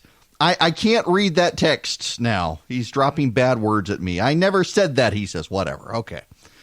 Dan McLaughlin writes, legal merits aside, spending years accusing Donald Trump of treason, bribery, and collusion, and then impeaching him for none of those things, but including an article on obstruction of Congress as one of the two charges, seems like disastrously inside Beltway politics. I do not see how abuse of power and obstruction of Congress is a better idea for selling this to the public than abuse of power. But then several of the articles against Andrew Johnson never even came to a vote once the strongest charge failed. The obstruction count does not include any charge of perjury, witness tampering, anything like that. It's literally just you refuse to cooperate with our investigation of you. Knowing you lack the votes in the Senate, why include this? Who is the man in the street audience? Let's face it, a lot of people feel that Trump was elected basically to give Congress the finger, and Trump has no obligation to help anybody investigate him. I don't endorse those sentiments, but this is not the hill to die on. If I was a Democrat, I'd likely support impeaching Trump precisely because impeachment under these circumstances is an exercise in political messaging. The House can, if it likes, use impeachment to make a case of presidential unfitness ahead of an election, but then sell it. Not one vote is going to change to Trump's detriment next November by accusing Trump of refusing to help Congress remove him from office. I just don't see the political rationale. He's right. The fact that they dodged the Mueller situation altogether, the fact that they still have left hanging the issue of who the whistleblower is, it's actually pretty telling, pretty staggering. This really is about setting the stage for November. It is not about actually getting the president out of office. If it was getting the president out of office, they would actually impeach him for all the things they've spent the last several months complaining about, bribery, witness tampering, and the like. None of that is in the impeachment articles. None of that is. The president has largely been his own worst enemy and has been protected by a great many people around him who did not do what he wanted them to do. But there is one other thing as well. The President of the United States also has the Democrats on the other side, and they keep screwing things up. the president is blessed by enemies as incompetent as the Democrats when it comes to stuff like this. It makes no sense that they've done what they've done. It really doesn't, and yet that's the road they're going to go down. All these irons in the fire all of a sudden. Welcome back. Sorry, I'm having to respond to a kind of time-sensitive email all of a sudden. The phone number here, 877-97-ERIC, 877-973-7425. You know what? No. You do need to know that Stacey Abrams has just declared that she would be willing to be the vice presidential nominee, that it would not quash her ambitions. Being a Georgia show for people in Georgia, broadcasting from Georgia, let me spend just a moment on this with Stacey Abrams. And I haven't wanted to talk about Abrams a lot. There have been stories out there, a lot of people attacking her, for example, over a film deal she got. God bless her for it. She's a novelist. She's an accomplished novelist, actually. It may not be my cup of tea or yours, but she's had success in novels, and some of those now are possibly going to be adapted into movies. I would say, inarguably, it is because of her notoriety now as a candidate, whether she won or lost as a candidate for office, who galvanized people on the left, a lot of whom are in Hollywood, but God bless her for making a living with it. I don't fault her for that at all. I see conservatives blowing up Barack Obama, saying he's somewhat hypocritical for buying a multi-million-dollar house on Martha's Island. God bless him for it. He's made a lot of money. Enjoy it now. He's no longer president of the United States. You can stop hating him. You can say he blew up millionaires and billionaires and blasted people for getting rich off office. He got rich off book deals and TV deals and Netflix. And you may not like it. You may think it's hypocritical, but I don't care. I got too much time. I got not enough time of the day to be outraged by everything. I applaud everyone being successful. It is one more person who is going to stand up to Elizabeth Warren once they're successful, knowing Elizabeth Warren's going to come get them in their money. And in fact, Barack Obama has now been coming out and said, hey, I don't think we need to go down this road. Good for him. If Stacey Abrams wants to make money, God bless her. I got to tell you, and I continue to maintain this, Stacey, I know everyone gets mad at me. I've been asked not to say this on radio. I really have. I had a friend of mine say I shouldn't say this on radio. It could be harmful for my career as a conservative talk show host to say this. But I tend to like most people, even when I disagree with them. And I thought that I interviewed every single person running for governor of Georgia, Democrat and Republican. I interviewed every single one of them. I interviewed Brian Kemp, Michael Williams, Casey Cagle, Hunter Hill, Stacey Evans, Stacey Abrams. Who else was running for governor? There were other people running for governor, it seems like. In any event, I interviewed them all. And my two favorite interviews were Brian Kemp and Stacey Abrams. The reason that I liked Brian Kemp's interview when I interviewed him, they were hour-long interviews for each of them. The reason I liked Brian Kemp, his was actually the first interview, is Brian Kemp just did not care. And I liked that. Now, I maybe I shouldn't put it that way. He was just laid back. He was there to run for governor, but he was going to tell you what he thought. Matter of factly, he was just going to tell you. He came in jeans and boots, wore a dress shirt and a blazer, but jeans and boots. Most everybody else came in suits, and most everybody else sat on the edge of their chair as if that I was going to ask them the most game-changing question. He just laid back in the chair. Kicked out his legs, and we had a great conversation, and just about life and politics and policies and who he was and where he came from. And he was a genuine human being, and I like those sorts of politicians. Those are increasingly unique in American life. You need to understand that in American politics these days, people who are politicians tend to have come from birth in a three-piece suit, ready to answer all of your questions as nebulously as possible, lest they be forced to take a position on something. Not Brian Kemp. He came out, here's what he believes. You don't like it, we can be friends. We're just going to disagree on this. Stacey Abrams was very much the same way.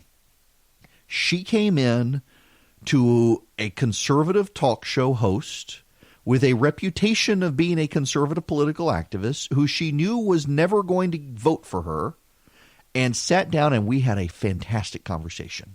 about her growing up, about her life. And here's the thing that I have continued to appreciate about her, and it is the thing that is consistent about her. And I know it pains people to hear me say something nice about Stacey Abrams. She's funny. She can laugh at herself. It is one thing for a politician in America to be able to laugh at someone else. It is a rare politician to be able to laugh at themselves. You would be surprised at the number of politicians who will not make a joke at their own expense. And she made lots of jokes at her expense, and I found it endearing because I've been around enough politicians and have done enough interviews over the last 20 years that I can tell when someone really believes what they're saying and is authentic about it and is willing to open up and be vulnerable in public. And she was, and Brian Kemp was, and they were unique in that regard. They were willing to crack jokes on themselves. They were willing to be open. They were willing to be vulnerable. They were willing to say they didn't have all the answers. That was another thing that struck me. Comparing, and I don't want to go into attacking other candidates, but I interviewed other candidates, Democrat and Republican, who could not bring themselves to utter 3 words. Those 3 words were, I don't know. Abrams and Kemp were willing to. And I find it refreshing when a candidate, whether I agree with them or not, is willing to say, you know what, I don't have all the answers.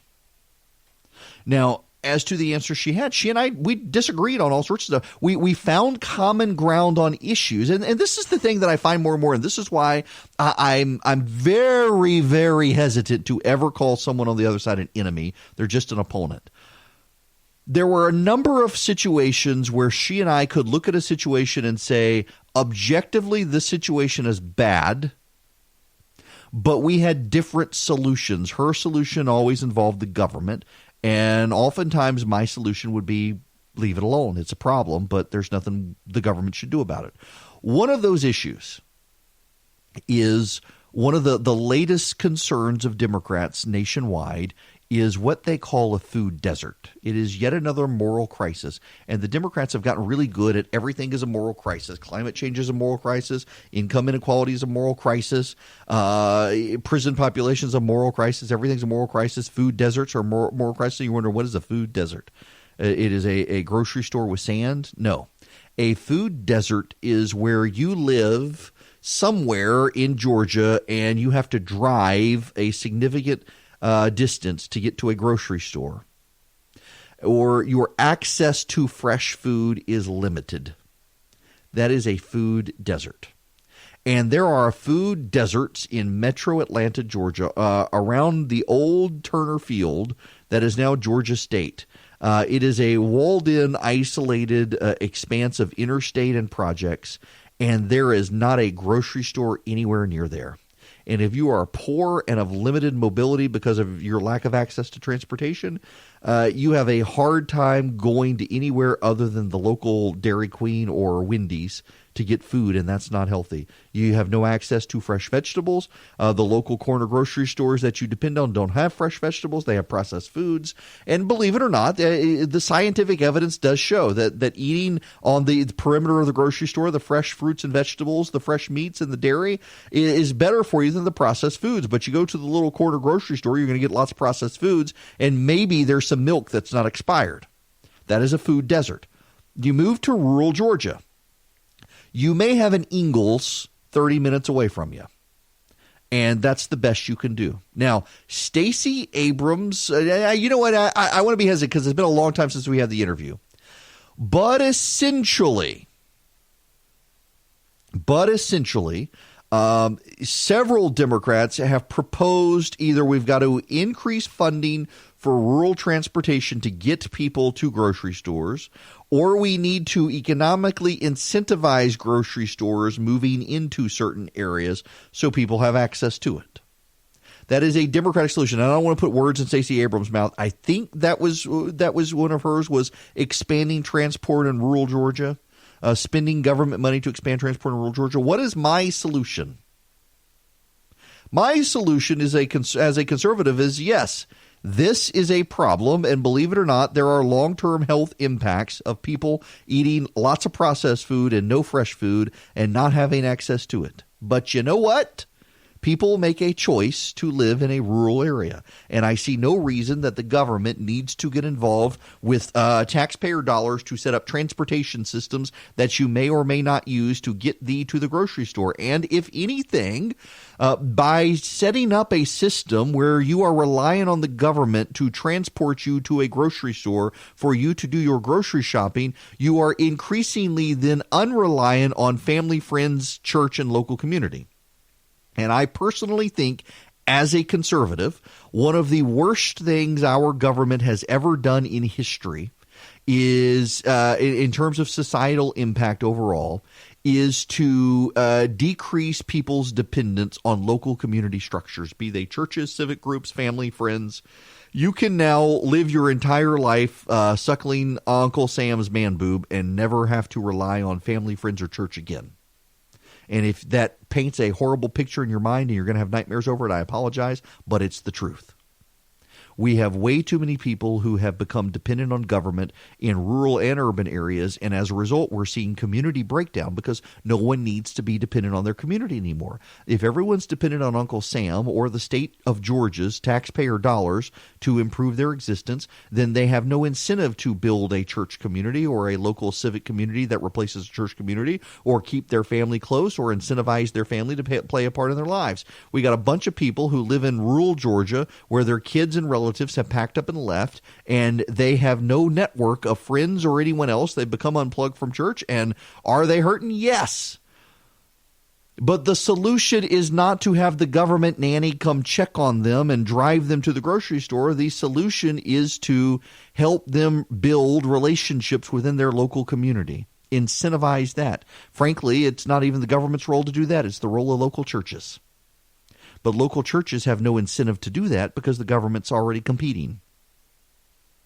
So all of this is to say that Stacey Abrams and I, we can look at different issues and we can share a concern for the issue, but because she's on the left and I'm on the right, we arrive at different solutions. I would not vote for her, she would not vote for me, but that does not mean I can look at her and think that she's the enemy. No, she's just a political opponent. She and I disagree.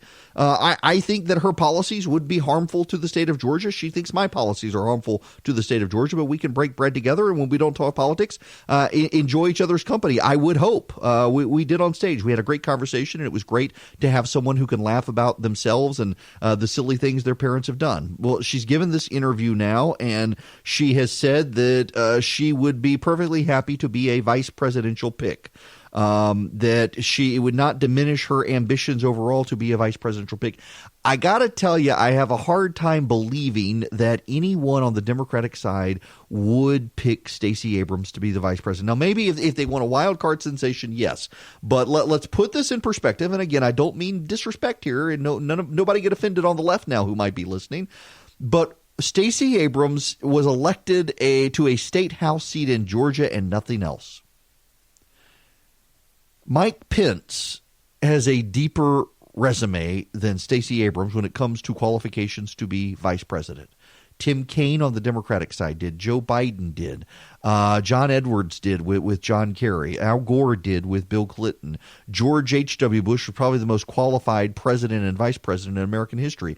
Dick Cheney with George W. Bush was also highly qualified to be vice president. He had been a member of Congress. He had been a defense secretary. He had been a CEO of a major Fortune 500 corporation. Stacey Abrams rose to be a minority leader in a House of Representatives representing a small area of Georgia.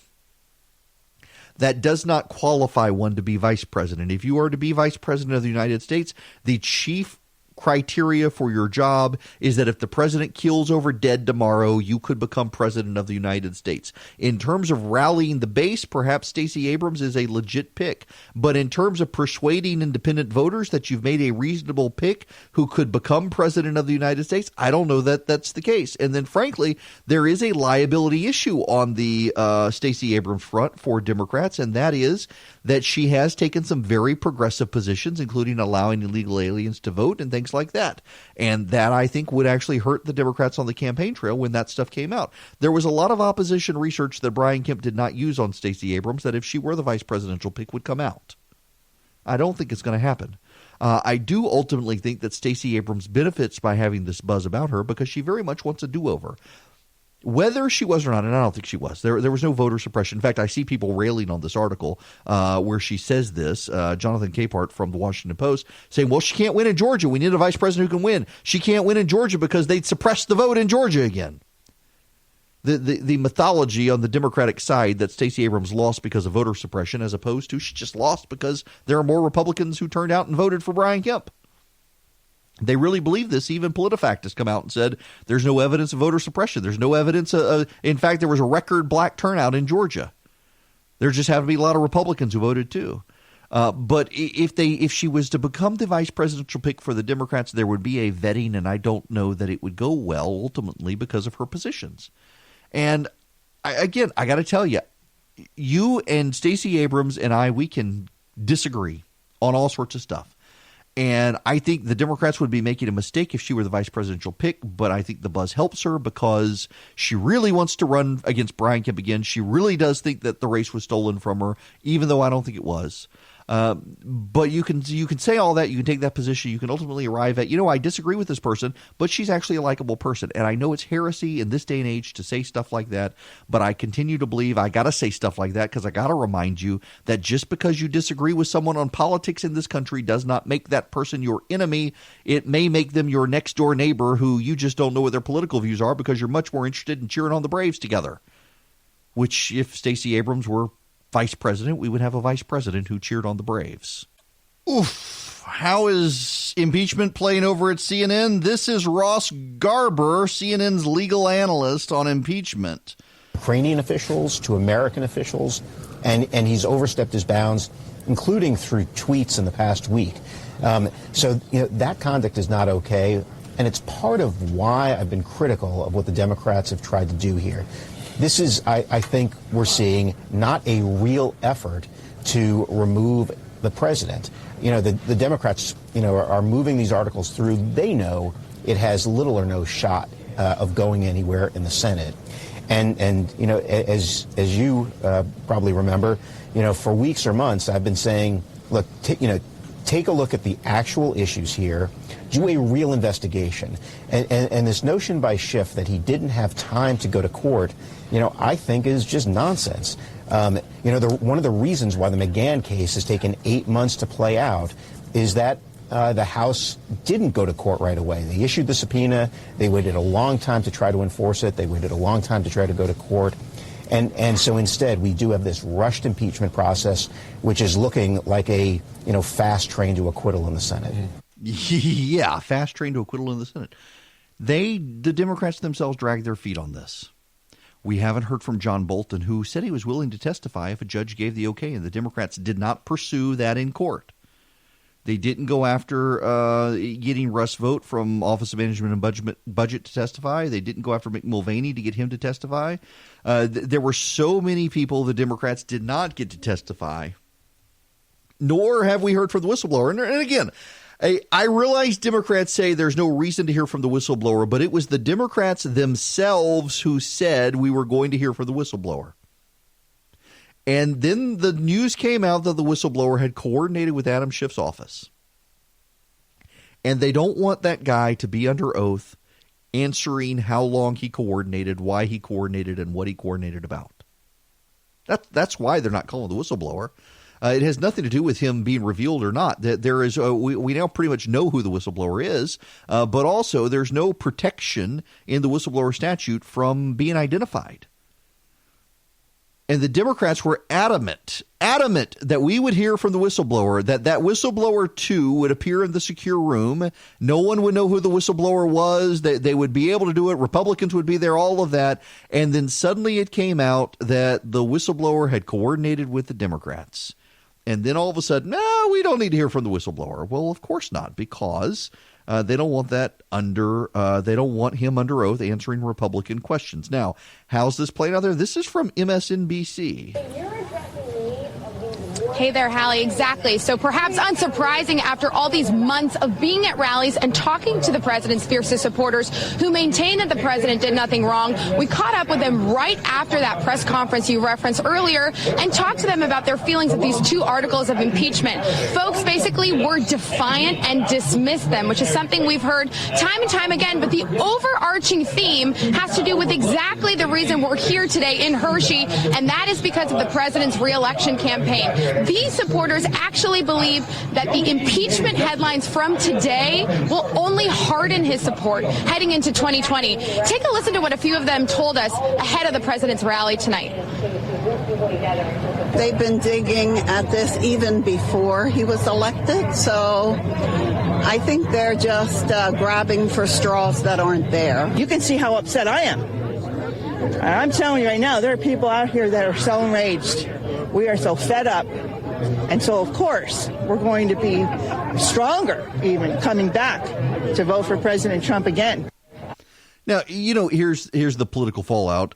Progressives have been rallying consistently against the president, but a lot of Republicans were stepping back, away, pulled out of politics, and I suspect we're going to see them fired up again for the president in a way they have not previously been, and I don't think that that's going to work the way the Democrats want, particularly when the president has a massive war chest to go after the Democrats, and they don't have the money to go after him. They're fighting each other right now.